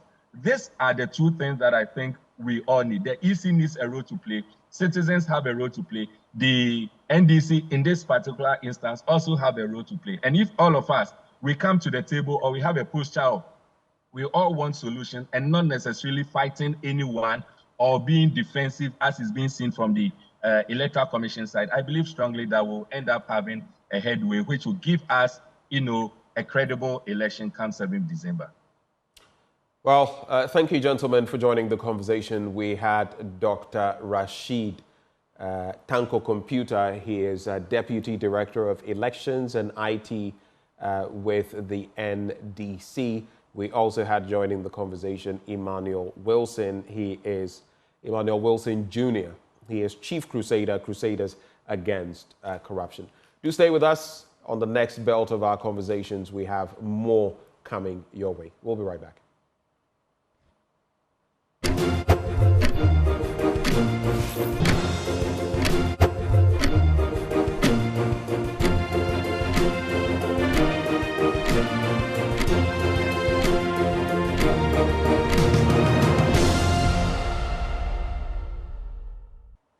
Welcome back. It's that time of the day where we get sporty, or maybe that time of the year. It's the highly anticipated Joy Sports Invitational Tournament, and it will be officially launched today. The tournament itself is scheduled for Saturday, the 26th of October, 2024 at the University of Ghana Stadium, Legon, and registrations are already underway. Let us take you there right now. My colleague Nathaniel Attor is there doing the business. Going into that in a bit because we bought him, remember we bought him on a very, very high transfer fee. And then we loaned him over to, one of the IT companies. And then we decided to bring him back. We brought him from Unilever. Do you remember? Back in the, some over 10 years ago. Yeah, so this time we brought him back on 2 transfers. And this time he's a permanent player here with us. Kijif, good to see you. Thank you. Yeah, you look good. You're looking fit. Have you started training already? Oh, yeah, I have. The Invitational is the biggest corporate sports brand. Yeah. When it is coming up, you need to get very prepared. Yeah, great stuff. And as a host nation, great stuff. You have to be in good shape for what is ahead. Great stuff there. Yeah. So Ken Ansahu is the subject of 2 major transfers, remember, from Unilever through to Multimedia. And then we took him out on loan, and then we brought him back. This is the story here. Well, let me also introduce to you a former CEO's penalty shootout champion whose company are also football champions from way back. Now, he plays hockey on a regular. He plays some football as well. And he is a giant in the, logistics industry. Well, ladies and gentlemen, let's welcome Mr. Adolph Ajay, one-time winner of the CEO's penalty shootout competition. Chief, good to see you. Good to see you. Good to see you. Okay. Good to see you. Good to see you. Good to see you. And I'm drawn back to those days when we're building up to the Invitational Tournament. We had a very famous soundbite. We've still been looking for it. He said that he used to play Munchendi with Didier Drogba in Labadi. Well, that one I don't know about. Good to see you, Good to see Chief. you too. Yeah, sure. So, Mr. Adolph Ajay is the CEO of Safolda Ventures. They are former champions of the Joy Sports Invitational Tournament. And the Multimedia Group won it in the 3rd edition at the University of Ghana, Legon. And at the time, Mr. Ken Ansah was our chief finance officer. So he provided all the finances to motivate the players to go and win it. And then a couple of years down the line, Safolda Ventures also won it. And Mr. Adolpha J won the CEO's penalty shootout competition. We'll be getting into all of that in a bit. We're also expecting the arrival of another champion, the CEO of Emigo Ghana, who produced Yomi Yogurt, your favorite Yomi Yogurt. Well, Mr. Stephen Eku has a very interesting background. Now, he comes from the same traditional area as Thomas Partey, and then he also is a fine product of St. Augustine's College, Michael Essien, the late Junior Agogo. So you know what we're talking about, right? Okay, so we'll be introducing him very shortly. But gentlemen, once again, it's good to see all of you. Chief Ken, thank you. I'm sure you've got a message for everybody. Right, it's not a very long one, pretty short. Yeah. As I indicated, it is the biggest corporate sports event, right? And we bring all corporates on board. We get them together to network. We get them together to expose their brands. And we get them together to also exercise and, you know, get themselves healthy as they pursue their corporate objectives. And so in times like this, I must say that it was a bit worrying that we had to rest the Invitational for a while. But I'm very excited that we are back.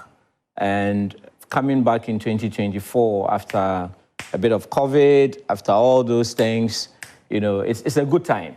And so a very good time that we are going to get ourselves rejigged, all the activities coming on board, and so many CEOs coming in to show what they have, what they've been doing behind the scenes all these while.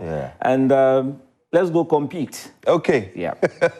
Thank you very much. Message coming from the Chief Operating Officer here at the Multimedia Group. And remember, he's a subject of 2 transfers. I've said it, and I know why. I mean, I hope you are not getting any bias in my voice. But if you're just joining us, this is the live broadcast of the launch, the much-awaited launch of the Joy Sports Invitational Tournament, live on the Super Morning Show on Joy 99.7 FM, which is also streaming live on all of our platforms, and also the AM show on the Joy News channel, and Prime Morning right here on Joy Prime. Here with me in the studio, the host CEO, I'm talking about Mr. Ken Ansah, and also Mr. Adolpha J, who is a giant in the logistics industry, hoping to be a giant once again on the platform of the Joy Sports Invitational. Congratulations for winning that title as, CEO's penalty shootout winner. Thank you very much. Yeah. I've been longing to keep the car forever. I see. And you went off for 4 solid years. Wow. Do you know what I've been doing? Tell me about it. I've been training. Wow. I just came from Stamford Bridge. I see. And to train with Kopama. I see. So this time around, if you give me 10 penalty shootout, none will go off. Wow, interesting stuff so 10 there. goes for you now. Interesting stuff there. Your team also won the, the football competition some time back, and it's just amazing how you were able to motivate not the all footballer. of We won the relay as well. The relay, I remember very well. The relay. So relay. Yeah, so Safolda Ventures is coming into this competition with quite a bit in terms of competition and all of that. How are you motivating your people to get themselves ready for this one? You know, I've been a sports person all along in my life. Very well. And sports is what I love. And sports is what I do. So you can see how fit I am. So if you're gonna work with me, you got to be fit. Very well. Work anytime, any day, because we are a logistics company that can be called upon in anything. Yeah. So you need to be on your feet at any given time. Right. And sports is key factor. And motivation is, anytime I win the cup, my guys are happy. After this tournament, we are going to America. Okay. With my team, with the football team. I see. You know, I have ex-Blaster players in my team. Yeah, that's I have Jonathan Quarty in my team, Edmond Sosu in my team, Asamoah Bakar in my team. They all captain their various teams in their heydays. And so, get ready for the... You said, let's go compete. We'll be competing. All right, so we'll be getting down to the disciplines. We'll be doing an overview of the disciplines very, very shortly. But Chief Ken, this is a lot of intimidation. I mean, Multimedia, we've won the title only once. We haven't won the CEO's penalty shootout competition. Let me ask the two of you very quickly. There's what we call power and placement when it comes to penalty shootouts. So Like Chief Ken, what would you go for, power or for placement? Placement. You go for placements. Okay. What would you go for, power or placement? Powerful power. Powerful power. All right, so after the two messages, I'd like to welcome here into the studio a fine product of St. Augustine's College, who is also the CEO of Emigo Ghana. I'm not surprised that I see a lot of green and white. I'm sure everybody is doubting my loyalty now. I'm a full-team multimedia player. So Mr. Stephen Eku is the CEO of Emigo Ghana, the producers of Yomi Yogurt. Thank you so much, sir, for joining us here. Thank you. Good to see you, Steve. Welcome. Good to see you. Good to see you, Steve. Look, Steve, you guys have won one or two titles as well in the Invitational, and you're making a return. What is informing your return in the competition? Wow. Wow, thank you. First of all, I have to say that I didn't really want to miss this opportunity. So I was in the traffic, I had to park my car and jump onto Okada. Wow. Wow. He's afraid of me, that's why. To really, come and meet this show. Yes, we've won even the football one, and we won the penalty as well. Yeah. And you know what we do? We believe in health and fitness. And so anything to do with sporting, we are in there. And so, Joino, wherever you organize some of these things, you know that for sure we'll be there. We believe in your vision. Very well. Now, let's talk about the fact that you come from the same traditional area as Thomas Partey, and you also attended St. Augustine's. Is there something running in your genes? Is there something that they have to watch out for when we do the CEO's penalty shootout? Remember, you have to shoot the best of 5. Tell them something. Sometimes when you have a strategy and you broadcast it, people get to know what it is. And so we know that we are coming for it, but we will not disclose our strategy. I mean, for sure, we've won it before, we know how it's done. And so for now, there's nothing really. We just believe in sporting activities because I'm a science person too, and I believe that for you to live well, health and nutrition and exercise is the best thing to do. And so we are committed to these causes. All right, so we're going to be talking about the 3 brands in a bit, but do remember that this is also a very big platform for networking, relaxing, taking it easy, but also, most importantly, competing in a very sportsmanly manner. So we have quite a range of, of sporting disciplines. We'll be doing a quick overview. I'll be inviting Muftah Nabila Abdullah here into the studio, and we'll be running through all of these in a bit. And then after that, we'll perform the launch with a very big countdown. But if you're just joining us, we're live on the Joy Prime channel on Prime Morning, and also the Super Morning Show on Joy 99.7 FM, and the AM show on the Joy News channel as well. We're going all guns blazing, and the host, of course, is Team Multimedia. We've been joined here by the CEO of Team Emigo Ghana, or Team Yomi Yogurt, and also Team Safolda Ventures. Okay, very quick ones indeed. Let's begin with you. Let's go into some of the big memories from the competition. Some of the things that you immediately easily remember. I remember that injury. That you sustained. Just like the professional footballers sustain injuries. How did you get out of that? I went off for about 6 months without doing anything because, and that injury was caused by me myself. I shouldn't have gone in for that, that attack. I wanted to score that fantastic goal, but I missed it. And so I've been a goalkeeper before too, so you don't crash with the goalkeeper. I see. Whatever situation it is, the goalkeeper has a upper hand over you, so I caused it. So I'm fine. I hope you are not letting out too much. Mr. Stephen Eku has been telling us about not letting out your strategy too much. I am telling him to get prepared well because this time round, we are not taking anything for granted at all. Very well. Chief Ken, I know you want to also throw an invitation out to your colleague CEOs as well. Which of them do you want to throw the focus on at this time? First of all, we have Ernest of the CEO Network. Okay. Right. Okay. And he has this beautiful community of CEOs where a lot of conversations go on. And Ernest to be the first I will invite. Very well. I don't know whether he has a team, but as CEO of CEOs, he definitely should be able to be in there to compete. But beyond him, there are a number of CEOs. We have 2 great CEOs here already. We also have my good friend Kofi Adumako of GCB Bank. Oh, great. We have our dear friend Mansanete of Stanchart And Chief Ken, you know the interesting thing about Mansa Nete? So Mansa Nete and Didier Drogba share the same birthday. Yeah. I don't know how that is going to affect her performance. You know, and they are also the sponsors of the Joy Sports Center. And they are shared sponsors of Liverpool as well. So maybe she's going to Anfield to train before this. Well, I wouldn't be surprised. You know, she's normally on the fire, but you never know what she's cooking. You know, so we will see on the day. Very well. I can't you know, belittle what she will bring to the board. We also have Henry of Zenith Bank. Reverend Daniel Asiedu of Fomini Besic. Oh, interesting you mentioned those two as well. Yeah. Mr. Henry Onwuzurigbo is the only CEO with a surname that has 5 syllables. Now, we're playing 5 penalties. Yeah. So maybe, just maybe, we could be expecting something interesting. And Omni Besic and Zenith Bank just held their health walks recently. I mean, Zenith Bank was just last Saturday, and Reverend Daniel Asiedu. And you know, Reverend Daniel Asiedu was also transferred from, you know, he did a transfer from Zenith to Omni Besic. You know, it was a big transfer. So a big news from the transfer market. Actually, a prelude to the invitation. All those warm up under the guise of health walk and all those. You know, don't underestimate that. Very well. When people are doing those close to the tournament, then you know what they have to. You know, and we have. Badoro, Georges of Nestle. Oh, and we Nestle. have our own Ashok of Poly Group. Very well. And then Daniel Macaulay, doctor of Magna Group. He's also being invited. The other about a couple, like 5 tournaments ago, Dr. Macaulay came to the tournament on a motorbike, but he didn't win the CEO's penalty shootout that day. So maybe he should park the motorbike this time. We don't know how he will come this time, but don't be surprised he comes on a horse. He's full of surprises sometimes.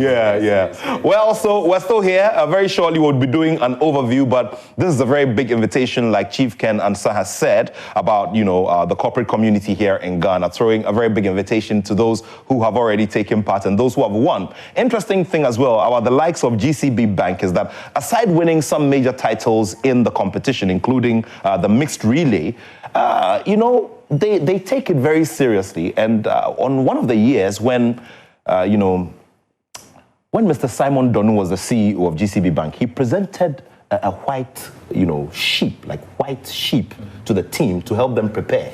That's how far everybody goes. That's how serious some of the teams take their preparation for this tournament. So we'll see how things go. We'll be coming over to visit some of you once you confirm participation, and we're going to take it from there. But now, let me say that the names I've mentioned are just but a few. Okay. Right? Because we have Chris of Unilever and many others. Wow. You know, many others that we will be reaching out to in the process. Yeah, and also, so we've mentioned Mansa Nete of Stanchat, and I'm looking forward to seeing what Patricia Obunai will do. You know, her predecessor took part in the Invitational years ago, and she did some toe taps with her heels. That was very amazing. You know, Yolanda Kuba. Yeah. And Abena also of Ecobank. Wow. Yeah, she is also a subject of a big transfer. That's right. So a lot of transfer news coming up on the Joy Sports Invitational. Yeah. Anyway, so I'm going to invite at this time Muftar Nabila Abdullah. He'll be joining us so we do a quick overview of the competitions that we'll be expecting right here. Muftar Nabila Abdullah, you know, will be looking through and we'll be seeing which ones that, you know, you'd have to take part in. So a lot's coming up. Muftar, good morning. Good to see you. Good to see you. Where's your jersey anyway? I'm in the company of CEOs. Hey, Ken. All right. I can't try something because. All right. All right, Muftar, please join me here. So we'll just quickly take a look at this screen. Yes, here we go. Okay. There we go. So this is the overview. Just take us through. Yes, so on October 26, we have outlined different disciplines to be able to capture everyone, to be under one umbrella just for us to have fun. So football competition is one thing. And in the previous editions, you realize that football has always been very competitive. And Sanfoda, they've been champions. Yes. The last event, in fact, defending champions, actually. So his team will be out once again, hoping to beat us, but not. This one will not agree. We want to host and win. So football is one of the events that we've put together for participants. Then the CEO's penalty kicks, right? it is one area that we are throwing so much focus on. You know why? Over the years, they've been sitting there signing checks, they're not moving, and we are wondering how they can kick and all that. I just saw Ken control the ball. actually, he's done something that I am really, shocked about that. But don't worry at all. Did that scare you? It didn't scare me at all. It motivated me rather. So the single penalty shootout, we have it both for men and women, right? Okay, yeah, sure. So we want the women to be part of the fun, right? So we just want everyone to come out there and be part of the fun. And then, like I mentioned, there's a women's penalty shootout. And then the mix 4x1 relay. Wow. Yeah, so you will have Ken lead, then Ofebia will follow, Nat will follow, then Emily will end the race for us. No, I will be emceeing on that day. we have that as well. And then there's also the men 100 meters. There's a women's 50 meters dash. There's a mixed volleyball. So the mixed volleyball, you have your team of men and women come to play volleyball. So and there's also the basketball free throws. Those of us who know how to dunk, so you just hold like this and you throw like this too. Okay. Very well, very well. So this is happening at the University of Ghana Stadium, right? Yeah, it's happening at the University of Ghana Stadium. Tell us about you've visited the venue, so you know what's been going on. Yes. So we've been there. We've taken a look at the venue. It's a huge place that everyone can come and have fun. We've ensured that everyone is under the VIP area of the stadium, so that that we are also creating rooms for board games and other events that people want to be part of. In fact, there will be e-games. If you're a fan of e-game, if you're a fan of Owari, you're a fan of Ludo and all that. We've created all these things for everyone to come and have fun on that day. So October 26th is going to be fun at the University of Ghana Stadium. Okay, so by way of information, just in case you want to be you're a corporate body and you want to be part of the Joy Sports Invitational Tournament, the registration procedure is very simple. Contact the front desk of Joy 99.7 FM, go through the registration procedure and confirm, and then after that, we're good to go. So at this time, we're going to do a symbolic launch. Before that, we'd have to do a presentation of special shirts to the CEOs. Now, the visiting CEOs, there we go. So Chief Ken Ansah will do the presentation. There we go. Okay, so this is the very first one. Yep. Thank you very much. Here we go. Wow. It doesn't guarantee you'll be first. Yeah. Good. You know, we've actually won the football and the CEO penalty shootouts, but this time around we are adding the free throws. That's a firm handshake, I can tell you. All right, so if you just joined us, we're in the final lap of the much-awaited launch of the Joy Sports Invitational Tournament. This is the biggest corporate sporting event in Ghana, and it's powered by Joy Sports and the Multimedia Group. Here with us are some participating companies, of course, just representative of the very big numbers that we're expecting. A minimum of 24 teams in the very beautiful arena of the University of Ghana Stadium, which hosted the just-ended African Games. So at this time, we're all going to do a countdown from 10 to 0, which will mark the launch of the invitation. The invitational tournament. But just before we go, once again, the registration procedure. Yeah. So if you want to be a part of it, just call the front desk of the Multimedia Group and pick up a form and sign up. It's quite simple. When you pick the form, you will decide the events you want to participate in. Do you want to participate in football? Is it a mixed relay for both volleyball and athletics? Or is it the penalty shootouts for CEO? So you will decide that one. So just take it and then give it back to us, and then we can put it together for all the teams that are going to participate. If you don't want to participate in football, you can just ignore football and take the ones that you want to participate. In fact, if you go on the My Joy Online website, you can get the form there as well, and then just download it, and then you fill. It's that simple. And we're visiting some of the teams as well. Yeah, so definitely. Get your bragging, at the top post end. In fact, it is that one step that it cheer me up. All right, gentlemen. So together we're going to do a very big countdown from, from 10 to 0 to mark the opening. Well, I don't know. All right, so we're in the final lap of this launch, which is being followed by our friends from all over the world. And this is the return of the Joy Sports Invitational Tournament. It's happening on the 26th of October. at the University of Ghana Stadium. And that sure will be a very big spectacle. A minimum of 24 teams coming together to participate in 8+ disciplines. Let's not forget the special cheerleading competition, which will capture the general outlook of every team. I'd like to commend teams like Zenith Bank and Charterhouse and EcoBank, who are previous winners of this particular title. The whole, the thing about cheering from start to finish. Would also like to commend the likes of Team Nestle and GNPC, who have all won this title before. So greetings to all of our friends out there. We're looking forward to seeing you, and we'll be visiting you very soon. And so a special together, invitation to APSA, yeah? APSA, oh yeah. We have another So the female CEOs competition is going to be amazing. The female CEOs shootout is going to be amazing. There's something between, Telecel, APSA, and StanChart. We'll see how all of that goes. All right, so together we're going to do a countdown, and then we'll do a ceremonial kickoff. So we're starting together from 10, 9, 8, 7, 6, 5, 4, 3, 2, 1, and 0.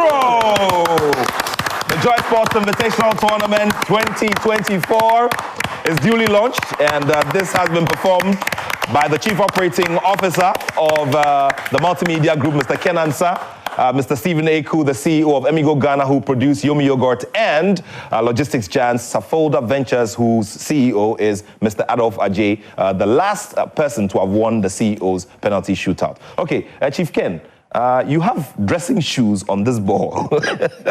No, the way he rolled the ball. Exactly. Yeah, what is that called? He's trying to scare me, but I'm not. Final messages in 15 seconds each. Let's begin with you, Adolf. Corporate entities. This is an opportunity for you to showcase what you do. It's a platform that everybody needs to get involved and get your workers fit for your job and your business to thrive. Thank you. Thank you very much to you, Mr. Stephen Eku. Thank you. I think also that on organizational level, these activities bring about competitiveness and collaboration. Yeah. And so we learn resilience, we learn competitiveness, and we learn hard work. So it brings the company together. And so I think that it should be part of every company. Yeah. Thank you very much. Chief Ken? The networking. Great. Right? The psychological effect and impact of, getting corporates around and also getting their brands out there, okay? And then the bragging rights. Yes. When it is all done, the bragging rights. You can't do without that. Very well, yeah. Very well. All right, so this is how we would wrap it up from here. Would like to say a very big thank you to all of you for following, and this has been a special edition within the respective shows on the platforms. So we're going to hand over again to the guys in the Joy 99.7 FM studio to continue with the morning show. We have appointed Kojo Youngson, Raymond Aqua, and Winston Amwa as sports masseurs. They are not playing. They will be performing their job as sports masseurs, especially for our female colleagues who will be spraining, their ankles and their, and that will be discussed later on. And so we'll hand over as well here to... Yeah, so we're going to be handing over to, the team here at Prime Morning as well. Esiedwa Akomia and Rosalind Feli. They will be taking some penalties. Yeah, and we'll be doing some more updates on social media on all of our platforms as well. So we continue our coverage as well on AM Show with lecturing-related matters as well. Thank you all so much for joining us for this one. And thank you so much, gentlemen, for making it here this morning with us. Thank you so much, Muftau. And we look forward to seeing you there. All the best to it. So that's it. Shows continue right here, and we'll see how all of it goes. October 26th at the University of Ghana Stadium, the Joy Sports Invitational Tournament 2024. It's game on. Yeah, man.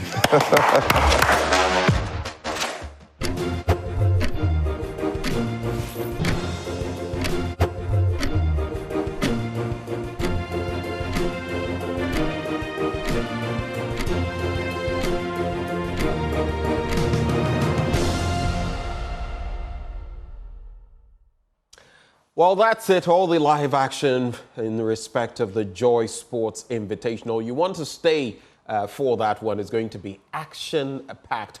And from the studios of Joy Prime, we come into the studios of Joy News one more time as we continue our conversations with presidential candidates. So yesterday, we had here the CPP's presidential candidate. She passed through on a holiday, especially as it was marking Kwame Nkrumah Memorial Day. What's in the past, some of us have known to be Founder''S, Founders Day.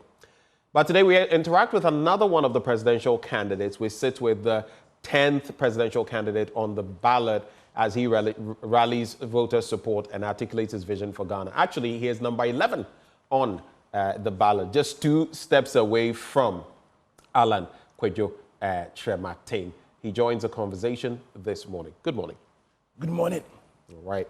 It's good to have you join us in the studio. I'd just like you to share your thoughts with us, share with all of the Ghanaians watching, those in Ghana and beyond.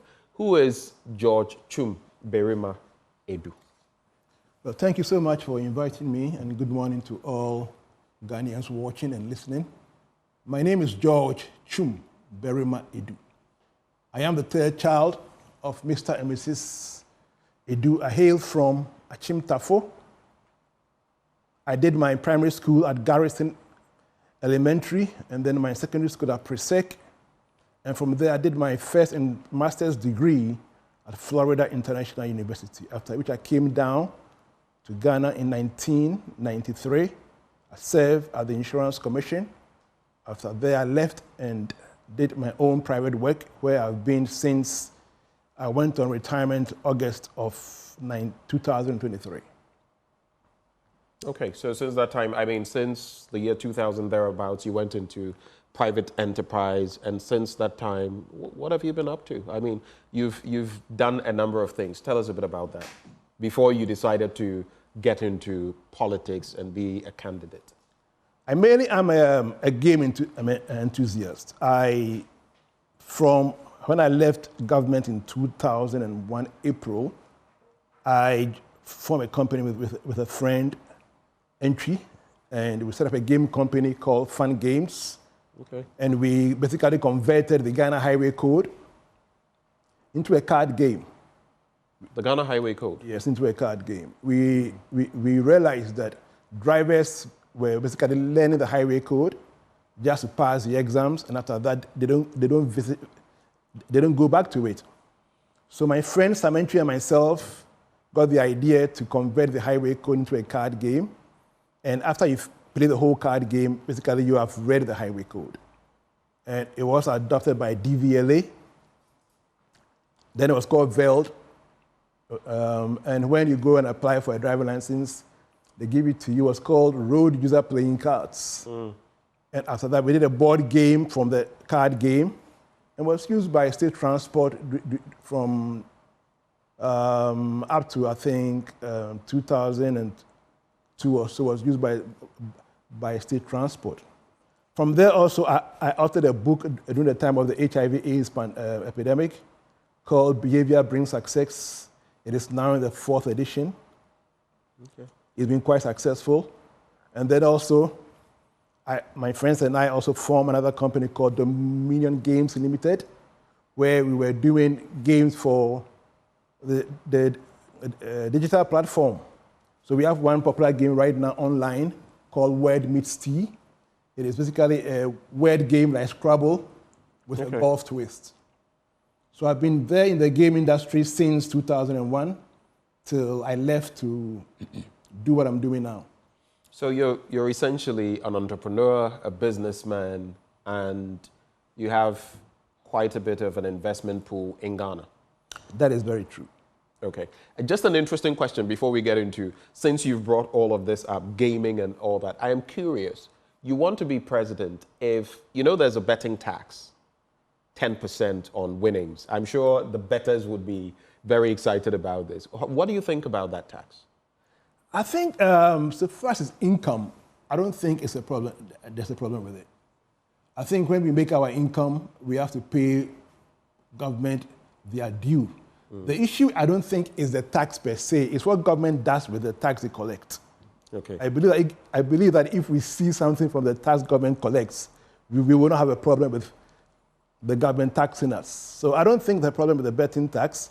I think that 10% is a bit too high to start with, maybe 5% to start with, to see how the modalities work before we increase if there is need to increase. Other than that, I don't see a problem with it. I will bring it down to between 3 and 5%. 3 and 5%. You'll still tax it, but you'll do between 3 and 5%. And the tax income will be used properly. Okay. Let's come back. And that was just by the by, because you started on that gaming front. So I just wanted to, it just occurred to me, I wanted to pick you. No, but just to talk about games, I mean, I was watching this Joy Sports Invitational, and I was just thinking if Joy Sports Invitational can invite all the candidates, or 13 of us somehow, to get involved. The presidential candidates. Yes, I mean, it would be a good idea for fitness. Well, I guess this is free, some sort of consultancy and a proposal. So one of the independent or the presidential candidates is pushing for this. Maybe I'll run it by the sports team and see. For as many of you as are willing to come through. But you have already thrown your hat in. I'm all for sports and any form of exercise.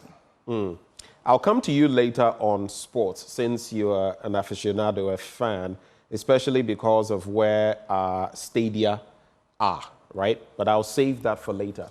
Let's talk about George Chumberu. Why do you want to be president? I think it is, at the moment, it is quite obvious that after 32 years of NDC MPP, we've gone backwards. I mean, we have basically gone backwards. There is no two way about that. And it is only a candidate who is not party back. The issue is that, you see, MPP and NDC, because of the nature of how it is structured, they are from a political party base. And political parties, the way they are structured, cannot develop countries. They basically exist to win elections. Their structure, their form is to win elections. So when they come to power, they don't do anything for the people. What they do is how to work to win the next election. So after 32 years, it's become obvious that it hasn't helped our democracy, hasn't helped Ghana. And it's time we look for a candidate who doesn't have any ties to a political party, whose ties are to the people of Ghana and to Ghana as a whole.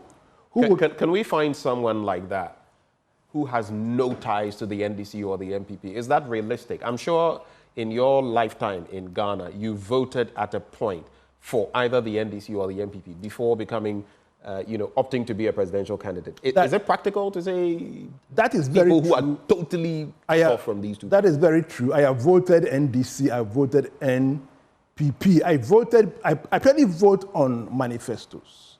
Okay. I believe when I was a kid, I was telling my dad, then I was in Presec, and we used to queue for everything before the May 15th and June 4th coup. And during the elections of Liman and Victor Wusu, I remember saying to my dad, no, I can't vote, but if I'll vote for Liman. And my dad got so upset. And I said, because Liman is saying that in 100 days, no more queue. Then we were queuing for everything. We were queuing for soap, Omo, toilet paper. And my point to my dad was that Liman said in 100 days, no more queues. I don't want to queue for items. For these essentials. Yes, so right. if I am voting, I'll vote for Liman. I vote manifesto, and that is what I look at. Unfortunately, the parties don't follow their manifestos. They just write them so nice and so beautiful. When they get to power, they do what a political party will do. So it's true. I have voted NDC, I have voted NPP, but I am not a card-carrying member of either NPP or NDC. I vote because I believe that I had the hope that these two parties have the Ghana at heart. And when they come, they will do what is best for Ghana and for Ghanaians. Unfortunately, like I said before, they replaced the head of state portion of the Constitution with head of party. And when they come to power, they think only of their party members, those who voted for them.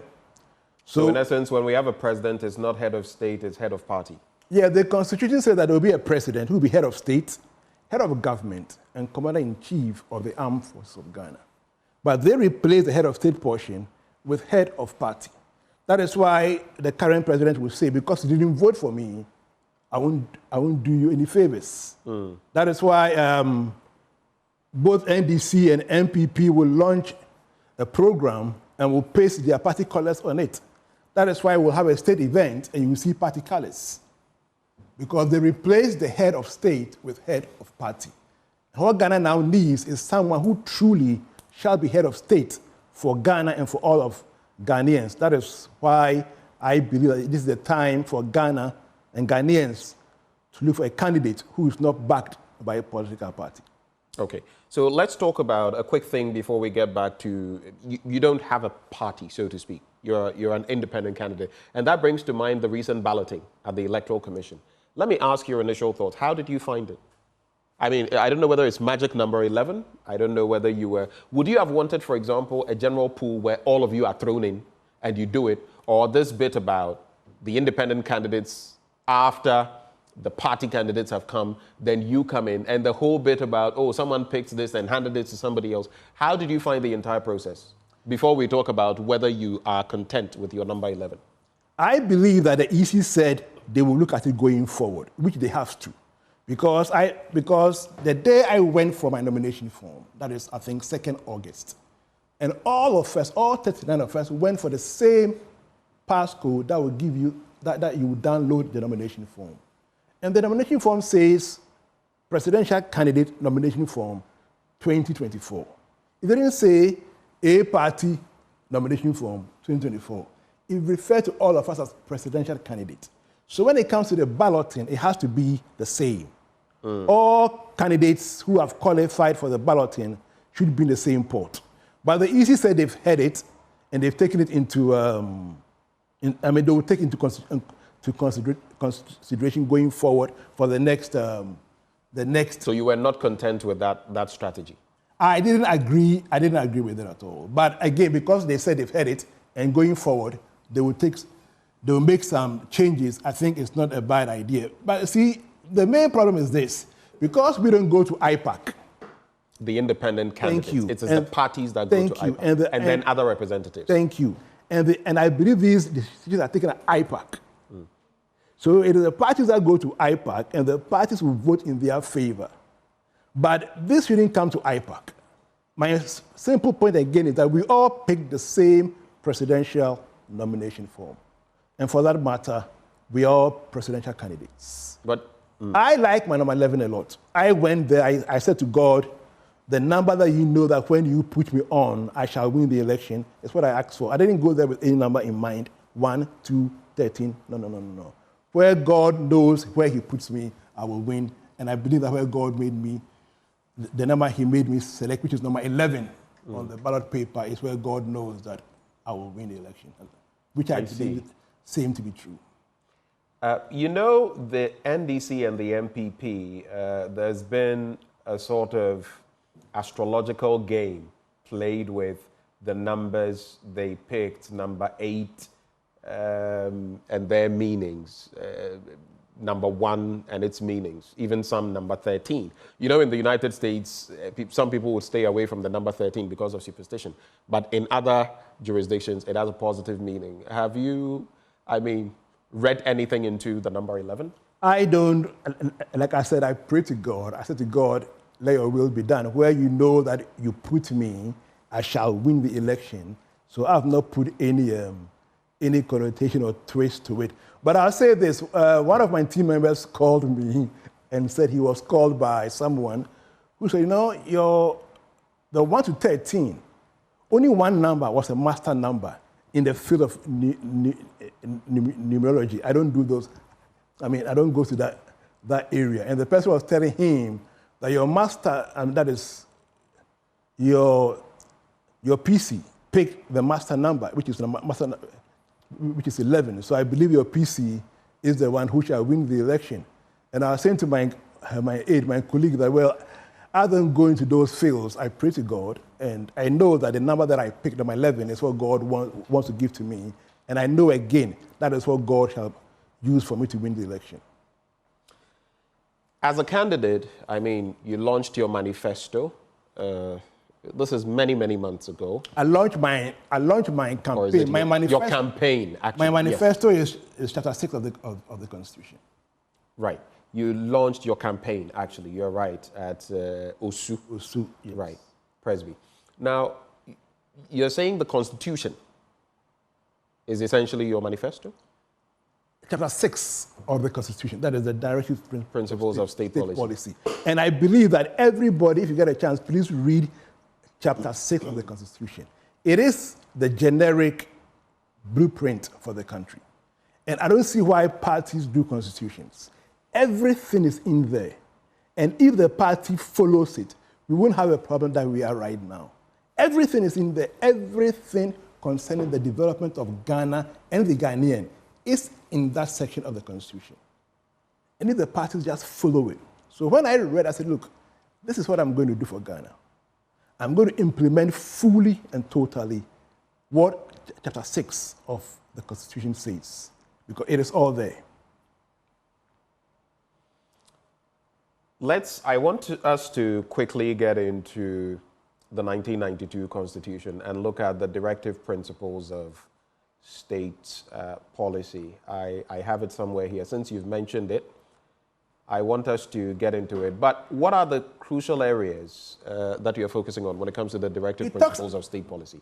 Chapter 6. In Article 36 of it talks about balance and even development across every section of the country. Balance and even development. And if we can only do that, we will not have what we have today in terms of the Galamsey. Currently, as we speak, we have... and Galamsey is an issue I would have got into, so let's go there. Yeah, so if they just execute a balanced and even development across every section, all the districts. I have toured all the districts of the country. Only 5 I couldn't tour because of then there were some issues there in terms of security. And I've done the whole country second time. So if only the 2 main parties will just implement Article 36 of the Constitution, the issue of Galamsey, the issue of all the crime, the issue of the poverty will all be a thing of the past. It is one area where I will focus a lot to ensure balance and even development across the whole country. And it's key in my agenda as part of my policy statement, which I shall release sometime later next month. Okay. And you believe this will suffice to streamline all these areas, the areas of our national economy, national life, taxes, and all of that, the economy. You believe just focusing on this will settle that without bringing through, and let me paint examples for you.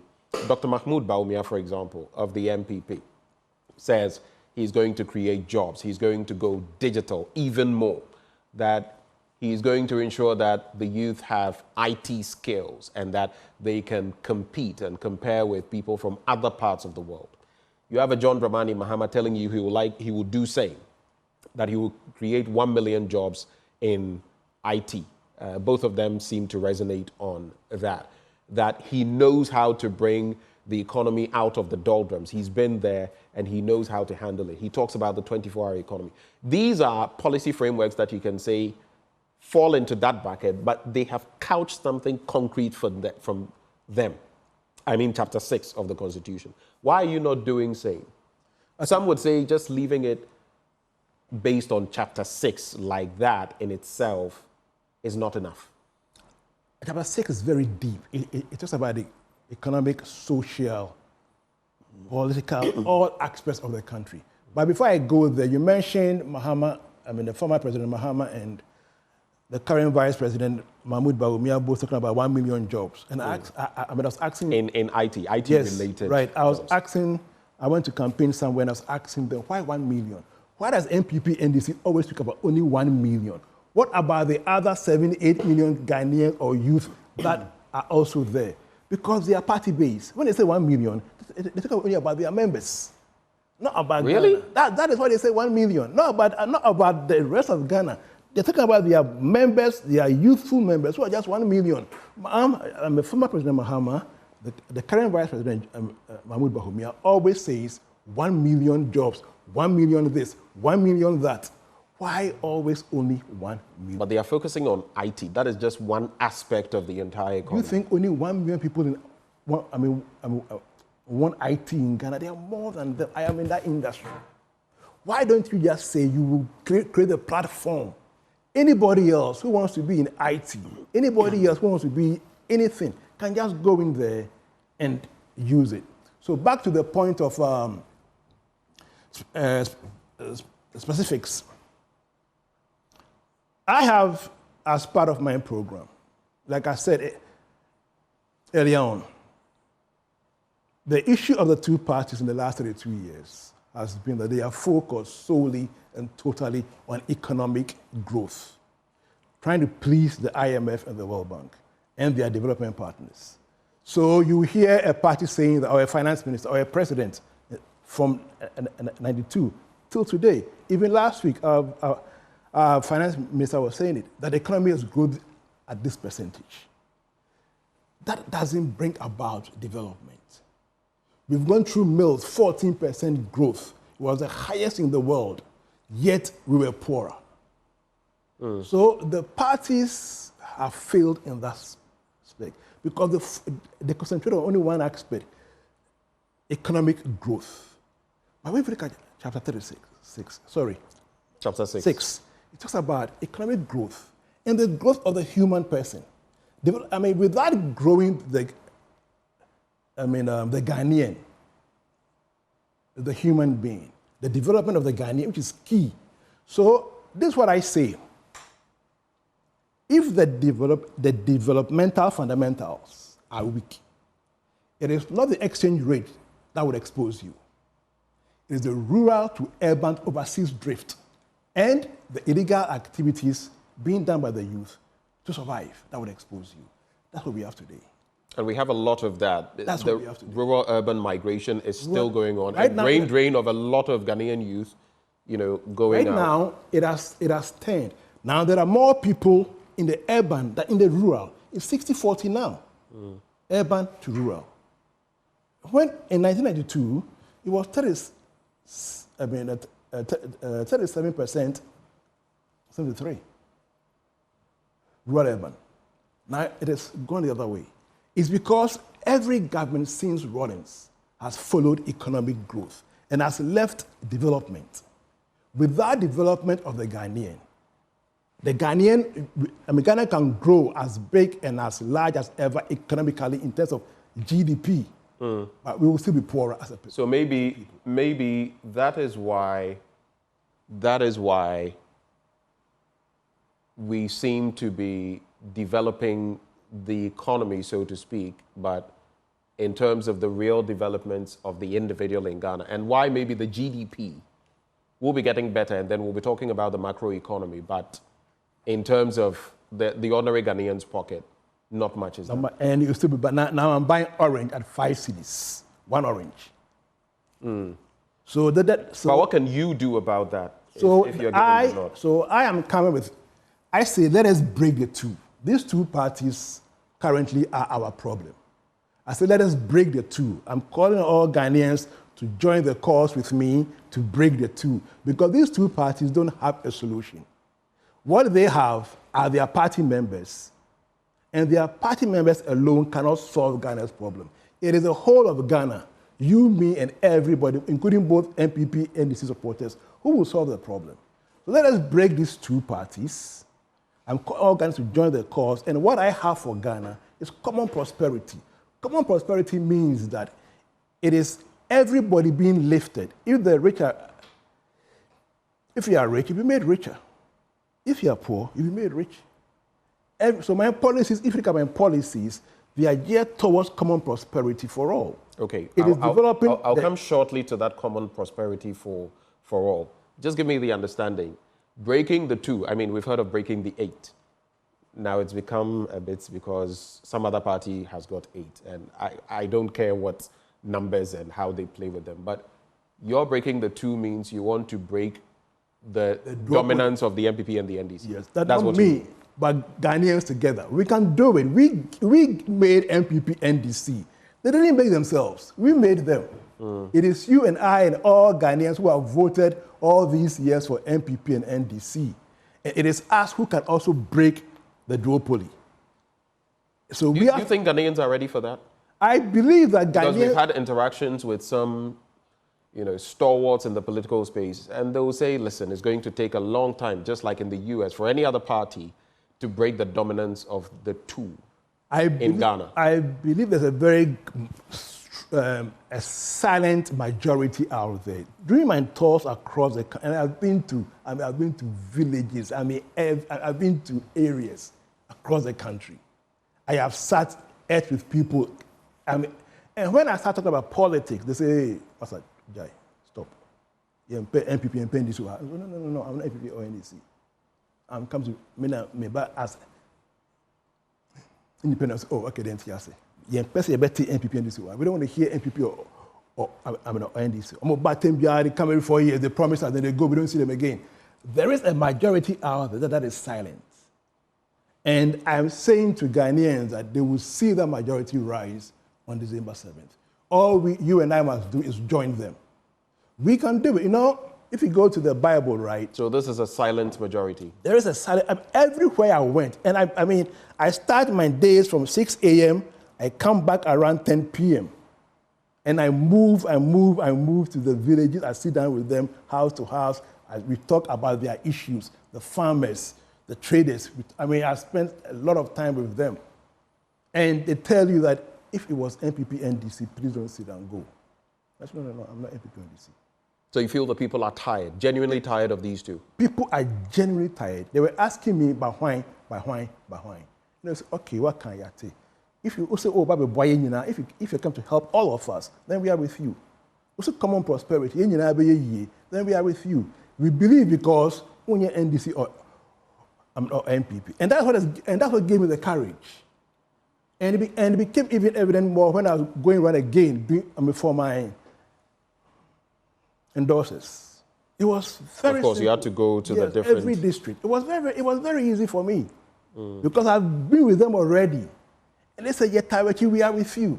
We are going to back you to ensure that you come and liberate us from these two parties. So you are certain that this time, against the tide, against what since 2000 especially, just once you've had a blip of the smaller political parties exceeding about 3%.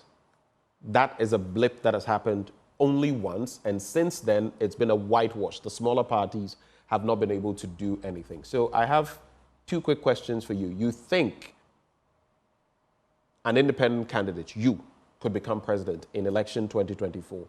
But how do you feel about the smaller parties coming together? One, not that I think, I believe. I truly believe that this election year is going to be different. Because like I said, not that they say, I have heard it myself, I've gone around everywhere, and I have heard it. I believe that this year is going to be very, very different. Ghanaians across board are just tired. We are tired. We are afraid of these two parties. They've taken us for a ride for too long, 32 years, and it took China just 31 years to move from third world to first world. 31 years. We have Singapore, we've gone backwards. So it is something which Ghanaians are now yearning for. With the smaller parties coming together, it is something which I've been asked a few times, and I believe that, I don't want to say it here, but I believe those smaller parties know why they are formed. So I don't believe in us or me per se joining them, because I believe that everyone has their own agenda and plan. Mine is to implement Chapter 6 of the Constitution fully and totally. I see. They have theirs.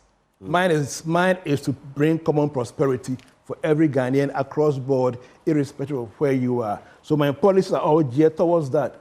All my policies are geared towards common prosperity for everyone. Tell us how you're going to execute this common prosperity. That is what Ghanaians have been calling for. Everybody wants to be prosperous, yeah?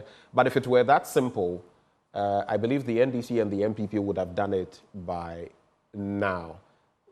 If it has not been achieved, what makes you think you can achieve it?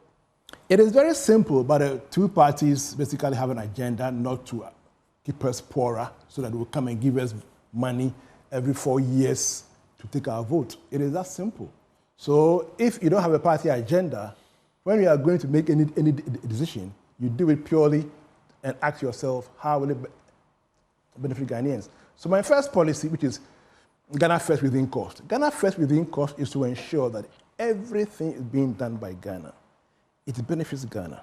So I will we will reimagine every sector of the economy to ensure that is it benefiting Ghana? Are Ghanaians benefiting? And how can we ensure that we are benefiting and it's benefiting Ghana? 2, is it within cost? Is the cost something that it is within our budget or is being bloated? Like I said before, procurement is... Because that's where the devil is, procurement. Thank you very much. Procurement is where the devil is. So when we look at it, it makes sure that it benefits Ghana and the Ghanaian, and it is within cost. That would be a key policy across all government sectors. That is 1. 2, my other policy of district contracts for the youth. So many contracts go to the district. But when they go, it goes with the company's name already on it. And that company has no link to the district.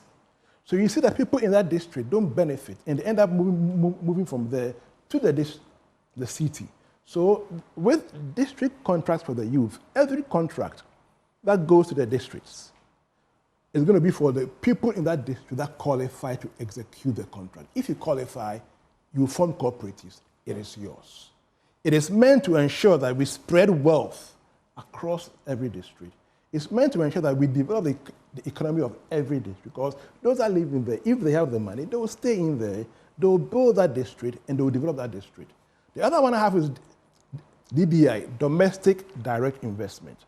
Since 92, every government since Rollins, when they come FDI, Foreign Direct Investment, they spend all resources and trips abroad to get foreigners to come here and invest, and no government has done anything for the Ghanaian investor who struggles day and night to build Ghana. We are the only ones who will build our country. So I am kind of the domestic direct investment, and a whole fund will be established for... When you say fund, what do you mean? I know the Norwegians have this fund for future generations generated from oil, wealth, and all of that. What kind of fund are you contemplating? We'll have the domestic direct investment fund, where anyone who is living in Ghana, using 70% Ghana raw materials for their end product, can access that fund for cheap money, not a bank rate that is so high, for their company or their factory. It is to make Ghanaians or anyone living in You're Ghana... telling me if someone is processing cassava, for example, maybe cassava farmer who is also processing it for, and we know there are so many products and byproducts of it. Such a person doesn't have to go to a bank for a loan at 20-something, 30%. What? They can access the fund so far as they are using, so far as 70% of their raw materials for that end product is from Ghana.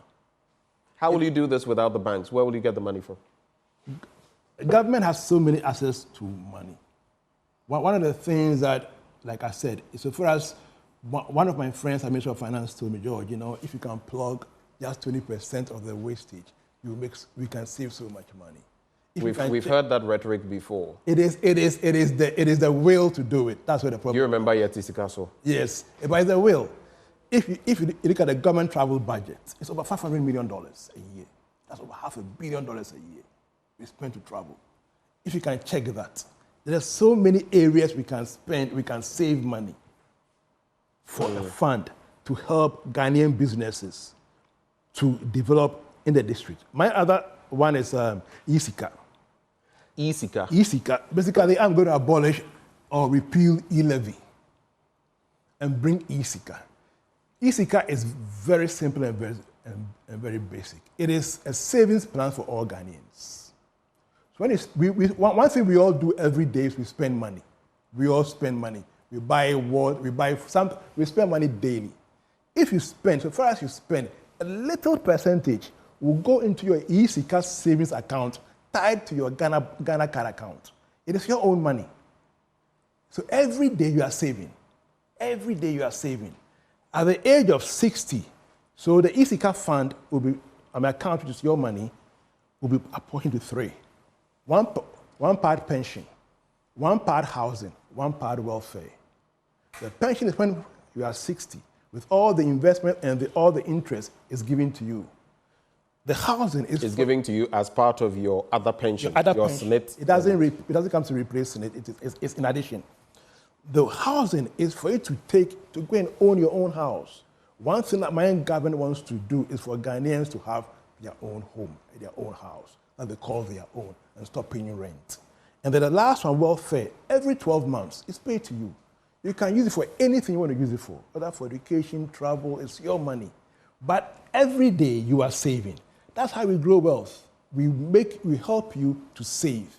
So whenever you are spending money, if you go to bed at night, oh, today I have saved. And the moment the money hits your account, there'll be that would also mean this will be contingent on how much the person is spending, right? Which would mean that the big spenders will earn more and the little spenders will earn less. And someone who is spending 50 cedis a day in a way that would go through the system, over how long would it take such a person to earn anything? But one, without this, you don't have saved anything. And two, because it's been invested for you. So compound interest. It is still, yes. So at the end of the day, so for the first time under this policy, every Ghanaian will have pension. For the first time, every Ghanaian will have pension. Because so far as you spend, you are saving. It's tied to your Ghana card account. So every Ghanaian will have pension. When you are 60, the money is given to you in a lump sum, and you are still spending. So you are still saving. So my other one is my Agri for Wealth policy. My Agri for Wealth policy is something which I believe that Ghana needs. I said to the farmers when I met them in Avrongo that my grandfather, Papa Champo, my mother's father, was a cocoa farmer who took his kids, at least 4 or 5 of them, to school in the UK. He held their hands, went to the Takoradi port to board a boat and went to the UK. And today, as we speak, I don't know how many farmers can do that. And this Agri for Wealth policy is to ensure that every Ghanaian farmer, they are able to make wealth from their farming and able to send their kids. And this includes all those in the agri space, that is fishermen, poultry farmers, and all of that. And able to send their kids to the best schools in the country or abroad, as my grandfather was able to do. Okay. In the next few minutes, I want us to address a few issues very quickly, and then we shall take it from there. You are running as a presidential candidate, independent. You don't have members of parliament. You don't have any people standing in that regard. Just recently, Justice Jones Doche was saying that, look, we should opt either for a pure presidential system or a pure parliamentary system and stop this thing about picking people from parliament and making them ministers and then cabinet members and all of that. How do you hope to govern? Let's say Ghanaians vote for you. How are you going to govern when likely most of the members of parliament will be on the MPP and NDC tickets? This question I'm asked a lot when I meet the press. And I keep on saying always that it is not a difficult issue at all. The framers of the Constitution were very, very smart in their thinking. They said a certain majority, a certain number maximum will be cabinet, not more than 19.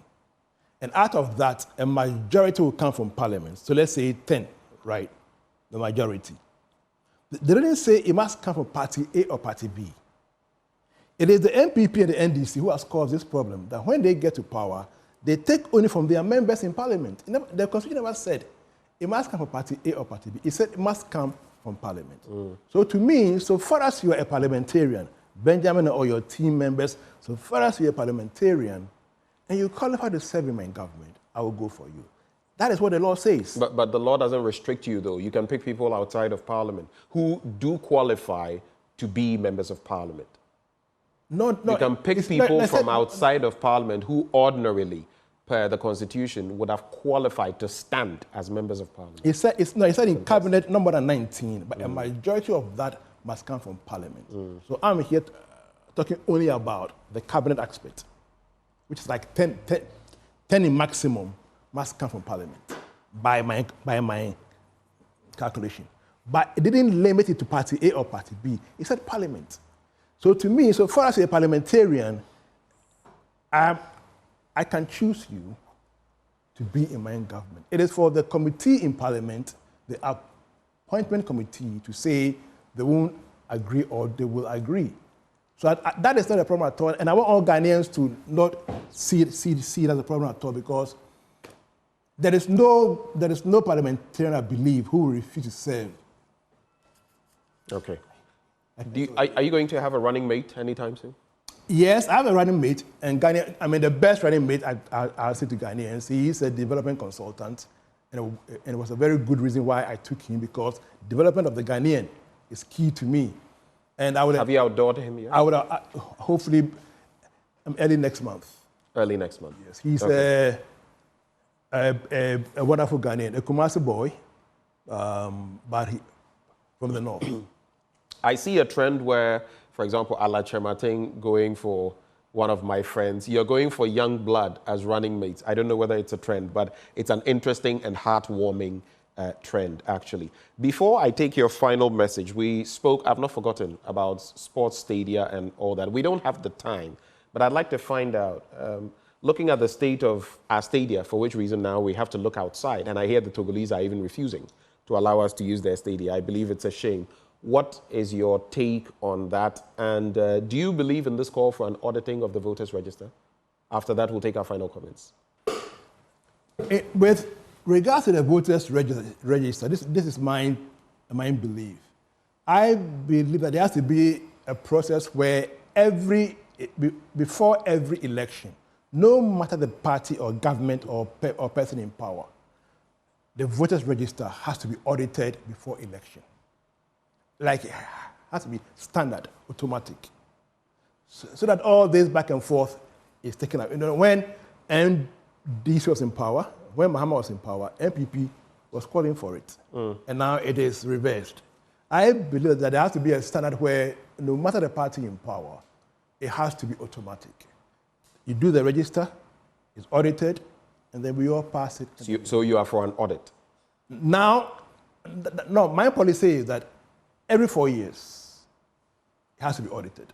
It has to be audited. Not like now, but every 4 years, automatically it has to be audited. But then that means you are for an audit. No. Especially with the problems that have been raised. No. My policy is simple. The policy must be in place. That every 4 years, there must be an audit. Okay. All right. Because what happened last 4 years is not, last 8 years is happening again.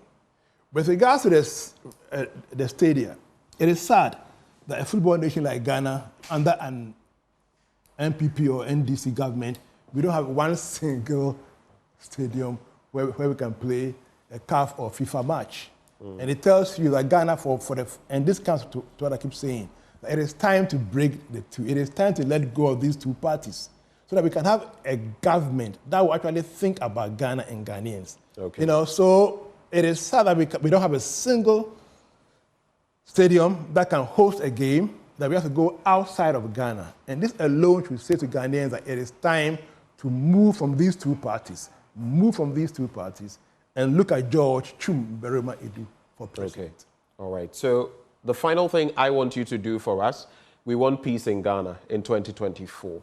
We have something we've started. The hashtag is ChoosePeaceGH. I want you to look right into that camera over there, your camera, and give us a peace message in just about 40 seconds to 1 minute. What is your message of peace for us, for Ghanaians? Okay. My message of peace to all Ghanaians is that this is the only country we have. We have no other country. At least this is the only country I have. And I believe that it's the same for so many other Ghanaians. And so it is in our interest to ensure that no matter what we do, we do everything in our power, not to cause any riot or cause any disturbance or allow ourselves to be used by any political figures or party for any mischievous activity. We have to also ensure that on election day, we go peacefully, we vote, and we go back to our homes, and we wait for the results to be declared as it's supposed to be. And if we all go through this process, I believe that we will go through this election. God shall give us whom he has willed and chosen and anointed to be our next president, and we will have a country still secured, peaceful, and ready to actually move from third world to first world. This is my message. I am George Chum Berima Edu, number 11 on the ballot paper. Thank you. Thank you very much for joining the conversation. And of course, we wish you the very best with number 11. That is a presidential candidate in election 2024, George Chum Berima Edu. He wants to break the duopoly of the MPP and the NDC. Once more, thank you for coming. Thank you so much. We take a breather. We have our very last conversation on the show after the break. Do stay.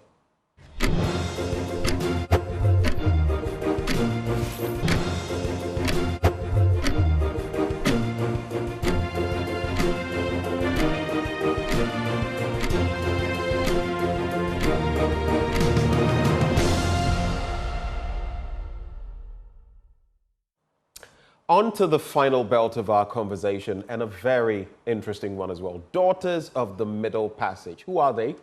They are a legally registered Ghanaian NGO made up of African-American women living in Ghana.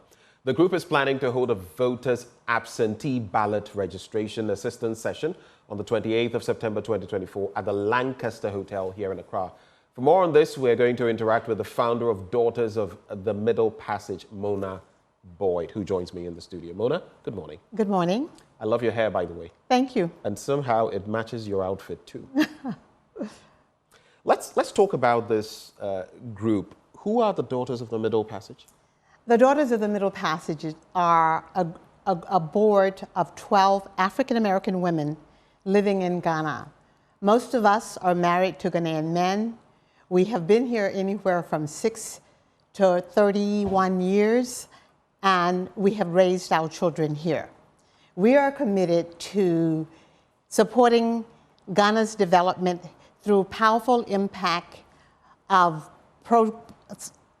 community sustainability programs and education. We will collaborate, we will provide advocacy, and we will provide education for communities. Okay, so advocacy, education for communities. And collaboration, on sustainability issues. Okay. Is this just for African American women? Well, for now, it's African American women that's driving this foundation. Mm-hmm. And we may open up in the future, but we're 2 years old now, and we just really want to get a strong footing in terms of what we're about and what we plan to do before we open up. So what, in essence, then, is the message you wish to convey to this community about the importance of voter registration? For all American citizens and naturalized American citizens who have not yet had an opportunity to fill out to register for an absentee ballot, we're holding a voters registration at the Lancaster Hotel, which is formerly the old Golden Tulip, on the 28th of September, that's this coming Saturday, from 10 a.m. to 5 p.m. We'll have people on hand to help you to register. We'll have a representative from the U.S. Embassy to answer any questions that you may have about registration. So we're encouraging everyone to come out to register. I would also like to say this is a nonpartisan event.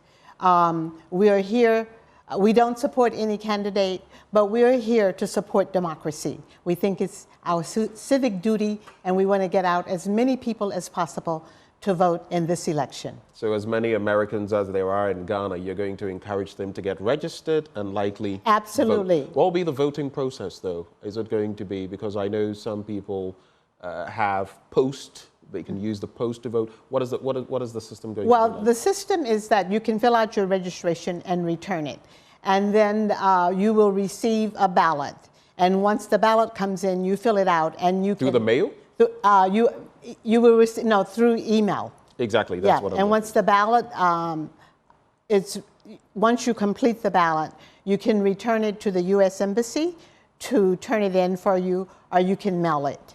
Okay, so interesting times ahead. And of course, we know November is going to be showtime in the United States. What are your final words for us and as founder of Daughters of the Middle Passage? Final words. For this program? Yes. For what we're doing. It's very, very important.